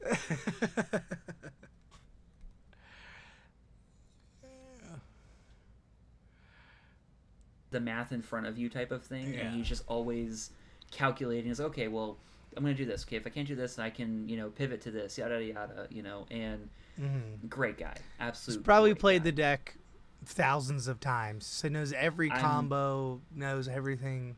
It's to a point where I'm surprised that even his cards and his Whoa. sleeves aren't like how like in card game animes where like the cards are very roughed and scuffed up Yeah, because yeah, yeah. like hours and hours of playing. I'm surprised that like his cards and his sleeves aren't that scuffed up for how much he plays that deck. And I mean it with the best. Yeah, you're right. As the best compliment ever. Do you know a lot about Crick? I just saw something Um, huge. He's on 34 lands. Yeah, so he's on What? 34 lands. This is a turbo deck, no? It's a turbo deck. He's on 34 lands. He always wants to guarantee a black source, and because he always he also plays a bunch of cards that like get him to where he needs to go all the time. So if he has to like mill stuff or discard stuff, he's always discarding his lands. But he always guarantees he has his lands. I think he did that with his Deval list too, where his Deval list is on I think 32 lands or something like that. Or That's also 34 crazy. lands. No one's And doing Deval that. is like That's crazy. Deval is essentially Sultai Crick, if you want to think about it that way too. Yeah, I want to build Deval. But he just has ways where he can just do it, and he's always able to turbo things out and get his mana sources. And having that higher land count also, like from my experience, has been great for him because it allows him to also like aggressively mulligan as well to make sure that he has lands in hand all the time. Yeah, but it's like he's the only one who thinks like that. Like no one's on 34 lands unless you're a land deck. As I say in a joking manner, but also very realistic, like very seriously, he's just that brave. Yeah, and he's insane. He's a good player. He's on New Tezzeret, which is cool. Tezzeret's I love seeing New hot. Tezzeret. I considered New Tezzeret. Dude. I'm still waffling back and forth if I'll do it or not. Shit, I say test 3 games with it, and then you'll see this card is absolutely busted in every way. You should at least try it.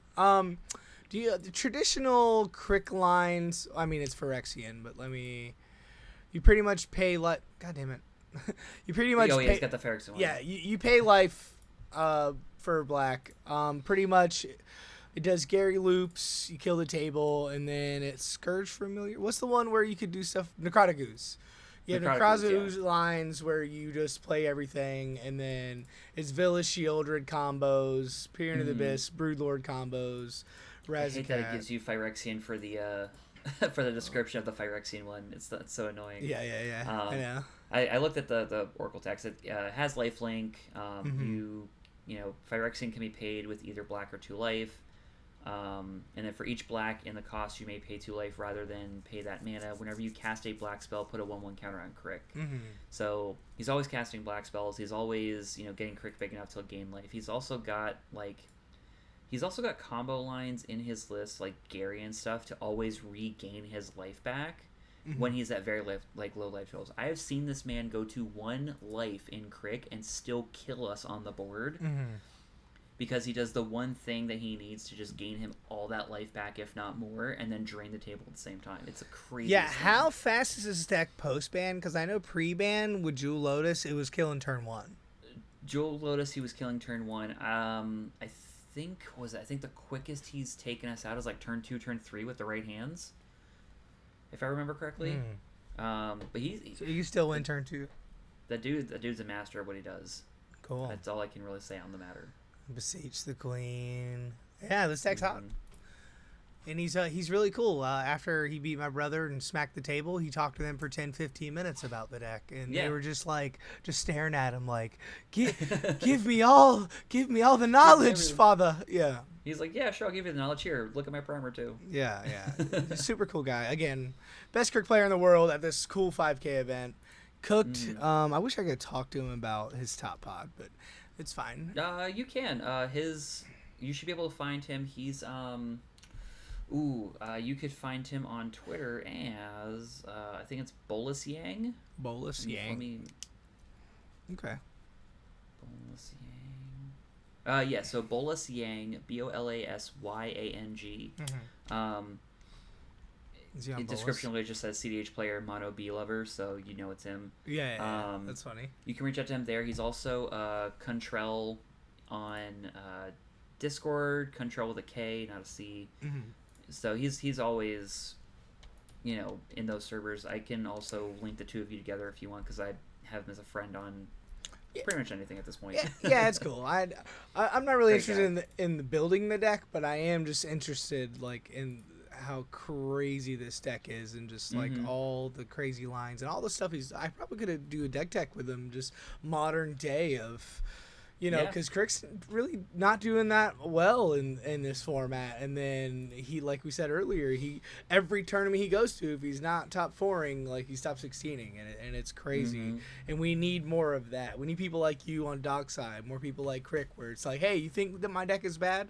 I'm gonna cook you, right? But yeah, congrats to Jess, super cool player, one of the best players in the world. Love to see it. Let's go to Tyler. Tyler. Where's he at? Tyler. Garfinkel. It should be 4th. Yeah, it shows 4th, but he actually ended up in 5th place after. Yep, Tyler's 5th. Yep. So to put a preface on this, I guess before we move forward, so the way top 4 ended up happening or working, and the way top 16 worked was, I don't recall this being said. Other people saying it wasn't said, so I'm just gonna claim ignorance on this one. But I don't remember the judges saying that when time is called in the round after the 20 additional minutes for active player to win the game or end the game, that they were doing it by their SCG standards, which is usually highest life total, versus what we're all used to, which is standings. Correct. I thought the standings part of the rule was in the addendum for the MTG and IPG. Apparently it's not. It's just been something that's been widely used with a lot of these grassroots CDH TOs. It's where usually if it goes to time and round, then standings will go to the next, or they would advance to the next thing. So how it worked was Tyler was first seed, if not most or all of the day. I think he was undefeated a good chunk of the day. He's 15 points going in around 4. Yeah, I don't even think he lost once. Let's look at this. Yeah, he only lost once. He drew 2 times, had 3 wins going into round 4. Got to a point where it was him, Stella Lee, Derek on Rogsai, and the Sensei pilot Zyra. And basically it went to time, and he thought that he had it, and then once it got to time and they said what it was, he just wasn't happy with it, and what have you. But it ended up just turning to Stella Lee with having the highest life total and advancing to top 4. So that's why Tyler is shown as, even though it shows he's 4th place, he actually ended in 5th place just because he was the highest seed in that regard. Okay, but he was first place in the Swiss, right? Yeah, so he was first place in the Swiss all day, essentially. Just like Jordy at the 20K. Yeah. And he was cooking my tournament too. This is a good player. Looks like standard. I don't see anything crazy. It's Blue Farm. Yeah, Rev. I see Rev. Polywog. It's about the only differences. Yeah, it looks like he's still on the Rev tech, which I think a lot of Blue Farm pilots have moved away from Rev and are experimenting. He's off of Nas. Mayhem Devil and stuff like that. Yeah, he's off of Nas. Add gifts. That's about the only difference. That's he's still honestly the Necro. correct thing. I think this is my personal opinion. I agree with how he's got his list, where his list is Nas lists. I don't think, now with gifts being unbanned, I don't think you need Nas anymore in Blue Farm. I think you just do a clean, gifts ungiven as our top end mana count for searching and trying to win. Get your things. You're playing white, so you just get your breach lines to go through that. Or you could do very fun reanimation lines where you could, decon Tainted Pact, reanimate Thoracle or what have you. Yeah. Or Savines in this case. Yeah, but it is Blue Farm, right? Yeah, it is Blue Farm, so it's you could put Omniscience. You could put any 4 cards in the 4 colors that you're doing that synergize a win. So I think the only spicy thing is no Nas. But it looks, I agree. It looks pretty straightforward, pretty clean cut, cookie cutter in a sense. He's on a bit of interaction. He's more on the control-y build. Love that he's still on Toxic Deluge. I know a lot of Blue Farm pilots and just players in general are cutting Toxic Deluge and other removal spells, which I think is kind of not correct, but teach their own. Yeah, he's on Oppo. I haven't seen Oppo in a while. I only have 2 top 16s, at 60 plus players, so I don't really have much. I'm not trying to be sarcastic or snarky about it or what have you. It's just my opinion is gonna be a droplet in the sea of other people that just have better win rates and stuff. And yeah, and it's fine. It's your opinion though. It's validated for sure. You're a good player, and a good pilot, right? But yeah, I mean, it's Blue Farm. There's a couple. Same thing that we said earlier. Blue Farm's the best deck of the format. It's gonna be the best deck of the format forever, and so we do something about it. But it's here, Tyler. Just ban Timna. You'll be fine. Yeah, I wish Mystic and Timna would come. Anyways, congrats, Tyler. You're cool. Mm-hmm. Let's hop in the top 4. I guess it's almost been 2 hours, but fuck it. Yeah, we'll just try and cook it as quickly as possible. Top 4. But no, it's cool. Top 4. It's our boy. Joe. Yeah, Joe. We got Joe. Joe Scala. This is my guy. Scala. He's I know him for Timna Malcolm. I don't really know him for Kennen, and I'm impressed. So Joe, in my opinion, I play with him a lot locally. He is honestly just a good player. You give him a deck or he brews a list, he will play it very expertly. He will play it expertly, and he will either do well with it or do terribly with it, depending on what happens. Like, I know he was on Rock Thras for a hot minute. He's on and just wasn't doing well enough with it to where he, stopped playing it and went back to like Malcolm Vile Smasher or Francisco. Francisco Crom, or weird stuff. Yeah. And he's on a Timna plan. This guy was so hilarious that the day he gets in at 4:00 in the morning before the event to the hotel, as we're all like sleeping and stuff, and he's in the bathroom like sleeving his deck up, realizes, oh, I need like a Simic Signet, and I'm like, man, I wish you told me days prior that you need a Simic Signet, because I just gave mine away to a buddy of mine who's starting a Magic Club at a school that he works at, or that he teaches at, and I think by round 3 or 4, he's like, yeah, Simic Signet, crutch.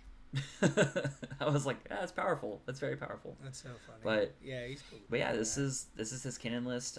He's got a little bit of the flash stuff, the High Fate Trickster. It did great. Yeah. It seems pretty standard overall. I don't think there's anything too free from the real. That's hot. Yeah, Freed from real is hot. I didn't get that far yet. Yeah, Freed from real is pretty hot. Great way to untap your dorks and get more things. I do enjoy that. Especially if you have, what is he on? Yeah, he's on Springleaf Drum, so you could do fun shenanigans with like Flood Caller, where you're doing tap untaps with that, or Mockingbird or something. There's a way to do it. But yeah, he's on Imposter Mech. That's spicy. He's on Imposter Mech, which is pretty hot. I think Imposter Mech is starting to see a small resurgence, based not only on the lists that we have seen today or talked about today, but just in general. I've been seeing Imposter Mech a little bit more. Because of Bowman, right? Possibly messing it out. Yeah, Bowman cooks this deck. Make it a Timna, make it anything. Yeah, well, it's like Bowmaster just cooks this deck, so he's like, hey, I want to play something that you can't kill Imposter Mech Bowmaster. Exactly. Yeah. Spell Sky, yeah, this is traditional stuff. Like you said, lands. Like Kennen's been a top 5 deck forever, and like you said, when Joe or somebody plays Kennen and is a good player, like they're gonna top. And top 4, yeah. Do you know how his top 4 went? Was he cooking people? Was it long? So from my understanding, it was pretty quick. I'm sorry, his top 16. My fault. Or top 16. Yeah, top 16. His top 16, I believe, was done. His top 16 ended after my top 16, and ours was the second one to finish. With Stella Lee's top 16 being literally going to time, and and then advancing. But I believe his was the second to last to finish. He was with the Narset pilot. I have to actually go back into our conversation, looking at the thing. So it was his top 16 had, where are you, Joe? So it was the Narset pilot in seat 1, him in seat 2, user 3209, who was a Blue Farm pilot in seat 3, and then Rogsai in seat 4. So it looks like the game went on for a while, but he ended up cooking them and winning. The highlight of his day, he said, was that he imposter mech somebody's devoted druid and was just started popping off from there. I was like, no, that's great. Oh, that's awesome. Yeah. So he's on Endurance, Bloom Tinder, Mockingbird. Yeah, let's go, Joe. I fucking loves Joe. He's awesome. He's another Sky High guy. Trap, all that stuff. Yeah. Yep. Freed from the deal. That's hot. Let's go, Joe. Let's go. Right. Go, Joe. Let's go, G.I. Joe. Yep. All right, we got another Blue Farm list. William McCall. Yep, we got William McCall, and then I think we have Ethan after that, right? Stella Lee pilot. Yep, Stella Lee Yeah. and Corvold. Yep. Cool. Yeah, so we have Blue Farm. I've played with Blue Farm twice yesterday. I don't know if you played with this pilot. I did not. You know, he's basically looking at his list now. He's from what it looks like on the current iteration where they're playing around Mayhem Devil. They re-added Delny to the list. Snapback Mayhem Devil. Yeah. Snapback Mayhem Devil. So doing things that they're pretty much starting to do since I think it feels like since the Invitational or slightly before that. Yeah, they're on. This one's on Nas. Yeah, this one's on Nas, which I respect it if you play on Nas. I just think there's better options, but hey, it is what it is. Well, I mean, I see. I'm on Nas right now, and I'm Nas pilled. Like literally, Nas won the finals. Like it is what it is. But like in Blue Farm, again, I feel like you can throw any card in Blue Farm. It's that pretty good. Much. It doesn't matter. There's probably 4 cards that you could just throw in this deck and be whatever, right? Yeah. But Nas is just, for me, like if you're not in a turbo deck, Nas is just instant speed, end step. You counter the Nas, I'm fine, right? It's not a Necro, it's not a Peer into the Abyss. My game plan's not cooked. In response and interaction, if you're main phase Nasing, that's totally different. I think this deck doesn't want to do that. I think that's a lot of people do that. And Nas sucks because I whiffed and I think Nas is strong instant speed. So if Blue Farm Pilot like Koval, he wins tournaments doing that. He was like, I'm not fighting over an in-step Nas. He's like, they counter it. Now I have a turn where I know the counter spells are gone and I could do stuff, right? Because it's instant speed. And I think just 5 mana instant draw 10, 15 cards is good. But I agree with you. Some lists like this list, like probably couldn't play it, but you either have Blue Farm pilots that are never going to cut it, and then you have Blue Farm pilots like Tyler that's like, fuck that card. So I see both. Taru's hot, right? Yeah, Taru's are pretty much a staple in a lot of these farm lists. Pretty much, it seems like any Timna list is going to be running Taru because 127. We are in a draw-go meta, no matter how you want to look at it. So you're going to be seeing a lot of treasures, even if it's once a turn from each. I think it's once a turn in general. So I just think it's funny. It's an 0-3 and a Timna deck. Yeah. Meme betrayal. Yeah. Another Blue Farm list. Boring. Hate Blue Farm. Blue Farm cooks. Yeah. Good job. Lost to him in round 4. Lost to him again in top 16. Good pilot. Oh, this is the guy that got you. Yep. Yeah. He just had the breach. You said, I think. Yeah. He had the breach. He had breach, Flusterstorm. He had Enlightened Tutor. He had what else did he have? Smothering Tithe Land. I think I saw like 6 cards, and pretty much it was like, you pretty much have. I was confident that at least me and Kenan could interact in some way, shape, or form, and hoping that like Harrison had a silence effect in hand to like interact with him. But it's just he cooked us and he did a great job. So yeah, congrats to Will. Let's go, Will. Good job. And I got to give the guy credit too. Like originally they wanted to chop, and Will was like, no, let's play it out. Let's play it out for all the money, all the marbles, and he got cooked, but they played it out and cool. Yeah, no, that's dope. We got Ethan. I did not see this guy all day on Stella Lee. He was my only Stella Lee pilot or player, and he was in my round 4 with Will. So yep. He was doing his stuff. If I recall correctly, he got Stella Lee out at one point, or maybe he didn't. I forget. That game was so weird. I believe he helped me with interaction for the Narset pilot at one point, and then it just had the pack left in hand for that. But good pilot, good guy. Didn't realize like I had been talking with him a lot in the PWR server a lot under his screen name until I was like, oh, you were that guy. Okay, cool. It's like, oh yeah, hi. So what I like about Stella Lee is I played it last tournament and it beat me in my top 16. It has so many 1-card combos with the commander. It is on like 7. 1, 2. Man. Twisted Fealty is the most common one. Yeah, well, that's like the actual win. But just all these infinitely untapped, draw my whole deck. 3, 4, Twitch, 5, 6. Magic Damper. Yeah, it's on 7 1-card combos with your commander. That is absolutely. I'm not sold on Stella Lee, but I think that's nuts. Not any other That is nuts. commander has that, and it has the downsides. The whole deck is about the commander. People know what you're doing. You're not going to sneak anymore. Like I had a game where I'm like, guys, that deck wins instant speed, right? Because I'm not doing nothing on my turn. I'm just going to pass turn. Mm-hmm. Yeah, I know. You win instant speed, right? So this deck's hot. I thought about picking this deck up. I'm a sucker for Is It.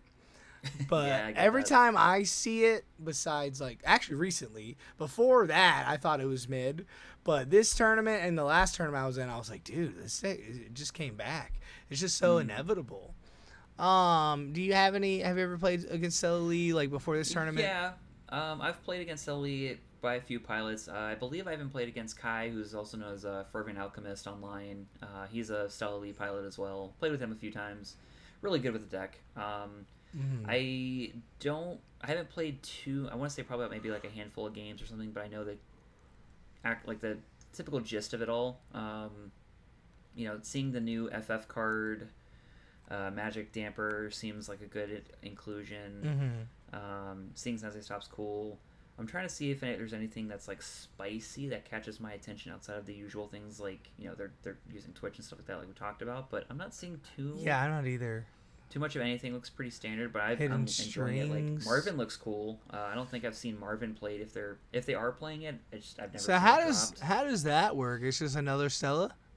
Yeah, so Marvin has a fun thing where so people play. Let's say for instance, like your Stella Lee becomes like unusable in some way, shape, or form. I believe Marvin's ability can still interact with that, or if you have Marvin out while you have Stella Lee out, you can do really weird interactions with that as well, as on top of like also having Fairy Mastermind's activated abilities and I think what other activated abilities? I think it's just Kitsa and Fairy Mastermind. So if you have Marvin out before you cast Stella Lee, and you can start doing Stella Lee combos, even though because she doesn't have haste, so she doesn't have haste that turn that you play her, and you have Marvin out already. Oh, like, the turn prior, that you can keep yeah. going that way. Yeah. So it's a pretty good fine thing. Yeah, that's cool. You know what I'm surprised, and I have no inkling of this deck. I'm just surprised it's not on VV. I feel like this is a great VV deck because you're casting a lot of spells. It could just be the case of like VV's kind of like just win more. Really? In that regard. If I pick this up, I mean, I'm the type of person where I don't care too much for MDSC lands, because if you're gonna play it on the land half, like almost 100% of the time, I was just making a land. I see where there's. If your life total doesn't matter though, it's free. That's why I like them. Yeah, if life total doesn't matter, then it's free. It's free. But if I were to cut anything, I probably would cut the hydroelectric specimen, add in VV, and try it out. For But sure. Who knows? Maybe. For sure. I mean, I feel VV is probably just a little bit too win more. Yeah, it's probably because you can only activate on your turn, and this deck's probably winning instant speed every time. And it wants to be winning instant speed either on their turns or somebody else's. Yeah, I definitely see that. I just feel like if you're an Is It, like I know I talked to a few people at the tournament. Niv Mizzet's coming back only because VV's in the 99. That's Secret Commander VV, and then you're already on Curiosity stuff. So, but anyways, I mean. Yeah. This deck's super cool. They, like you said, they got in the top 4 because of the stupid ruling. But I mean, this deck still smacked. I believe it went. What was the win loss? I thought I saw it. The win loss. He was 6th place. It's 3 wins, 2 losses, and 2 draws. Especially to winning 1 draw. Yeah, 3 wins at this tournament. Good. Yeah, 3 wins, 2 losses, 1 draw going into Swiss, and then 2 going into top 16, 2 wins, 2 losses, and a draw was good. Yeah. And then going into top 16, getting a 3rd win, and then top 4 losing. So yeah, still good, still really good. Yeah, I'm impressed. I'm gonna tinker with this deck a little bit. Super cool, and also Ethan's a cool dude as well. But all right, let's finish this thing out. Let's talk about the finals. Fucking Corvold, what the fuck? Is it the land stuff? It is the land. It's the land Corvold, man. It's cooking. So from my understanding, let me look for it real quick. So from my understanding, I talked with Edgar a little bit last night on the way home with Harrison. And basically, according to Edgar, he showed this list to Eric. Eric was very hyped for it. Mm-hmm. And they even, I think Edgar said he's like 14 cards different and is quote unquote faster than Eric's list, which is considered like the gold standard for Korgold for the most part. Yeah, I love Eric. I've had him on the pod before. Yeah, looking at the uniqueness of the two. So there's 30. It says right now that there's 32 cards different from Edgar's than there is from. Wow, that's a whole different Eric's. list. Yeah. Yeah, it looks like it's a whole different list from what I'm comparing at the moment. It's on Necro. It's on Breach still. Yep, it's on Necro. It's on Breach. Rain of Filth. Yeah, It's. I think the cool thing now. I may be a little bit boomery on this one, so it might be showing my age. But seeing Skittering Precursor. I've never seen this before in my life. Whenever you sacrifice a non-token permanent, create a 0/1 colorless Eldrazi spawn creature token with sacrifice this creature, get add a colorless. Damn. And is on the Knuckles package. Knuckles is cool. We love a good Knuckles in this house. He's on the Wither Smog plan. He's got access to Manamorphose, which is a really cool card. Playing Burgi, playing Necro. I think you mentioned he's playing Necro. He's on Last Chance as an extra turn spell. Lively Dirge, which is starting to see popularity with notable black decks I'm seeing, like Timna Dargo and such. He's playing Grinding Station, which it seems like a lot of players are getting back into playing Grinding Station in their lists, which is pretty neat because it's okay, cool. You're doing Grinding Station things. Yeah, I actually lost to this guy at the Ocala event. I forgot that's the same guy. Yeah. Yeah, he's a cool dude. The last time I saw him was I think January for my last monthly that I held for Underground Cedh, or maybe it was November last year or December last year, and he was playing Magda that day, and he ended up actually winning that tournament, which had I think 20 something players show up. I gotta go look through the records on that. He's a good player for sure. Yeah, he's on Witherbloom stuff. He's on Dosen, which I hate Dosen. This is super cool. So how did you were talking about it earlier a little bit? How did the finals go? You said turn 2 Nas, I think. Yeah. So from what I was told is turn 2 was a Nas, as Joe said verbatim. Turn 2 nosed in our mouths.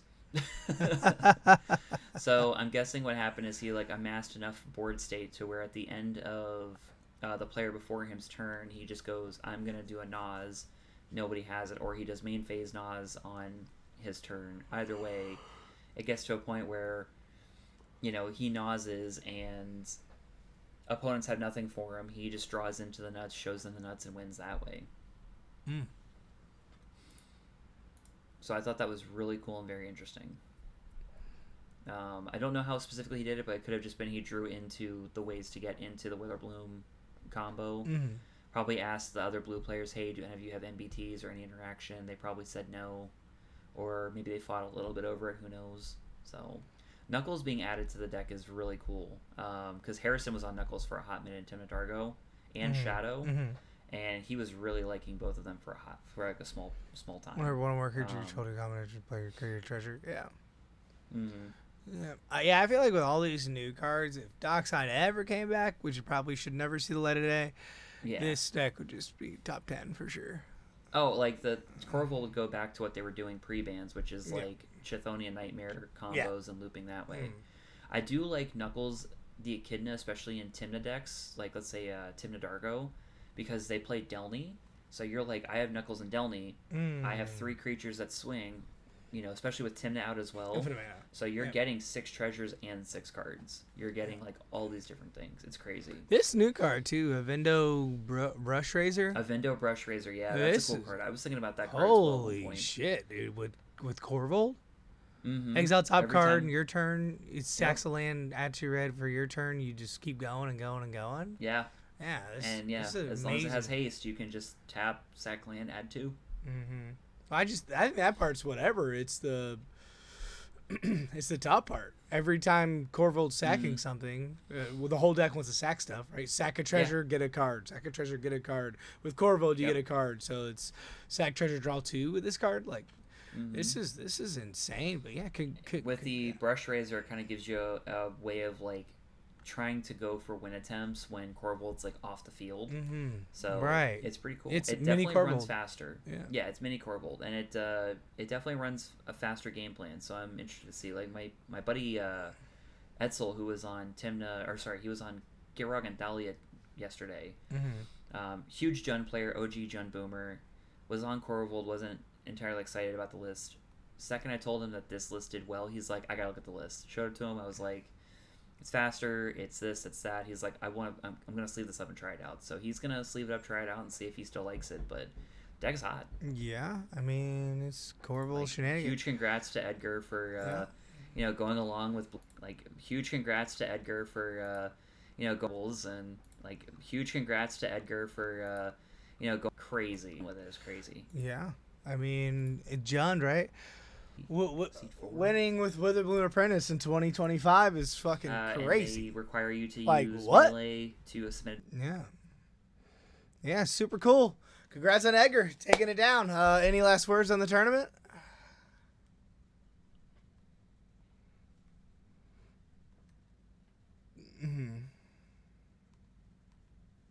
Deck list and they're using Spice Rack. Just kind of make a habit of just submitting into Spice Rack too, so that you don't have issues where we're doing unknown commanders and data's a bit skewed on that one. Unfortunately, Spice Rack doesn't seem like they want to change the way things work for top cuts and stuff in terms of top 16 and everything. Yeah. But congrats to everybody that played. It was fun playing in the event, fun playing with everybody, fun seeing everybody. I agree. So yeah, I had a great time. Until the next one. Thanks for 2 hours. Yeah, 2 hours. I appreciate it. I had a great time. My back is killing me. I'm gonna go grab some ice cream. I'm fat. Sounds good. This is home, so I'm gonna go see what she's up to. Yeah. So all right, man. Have a good night. Yep. Like, subscribe. Play some Dog Side. You're awesome. We're out. Peace.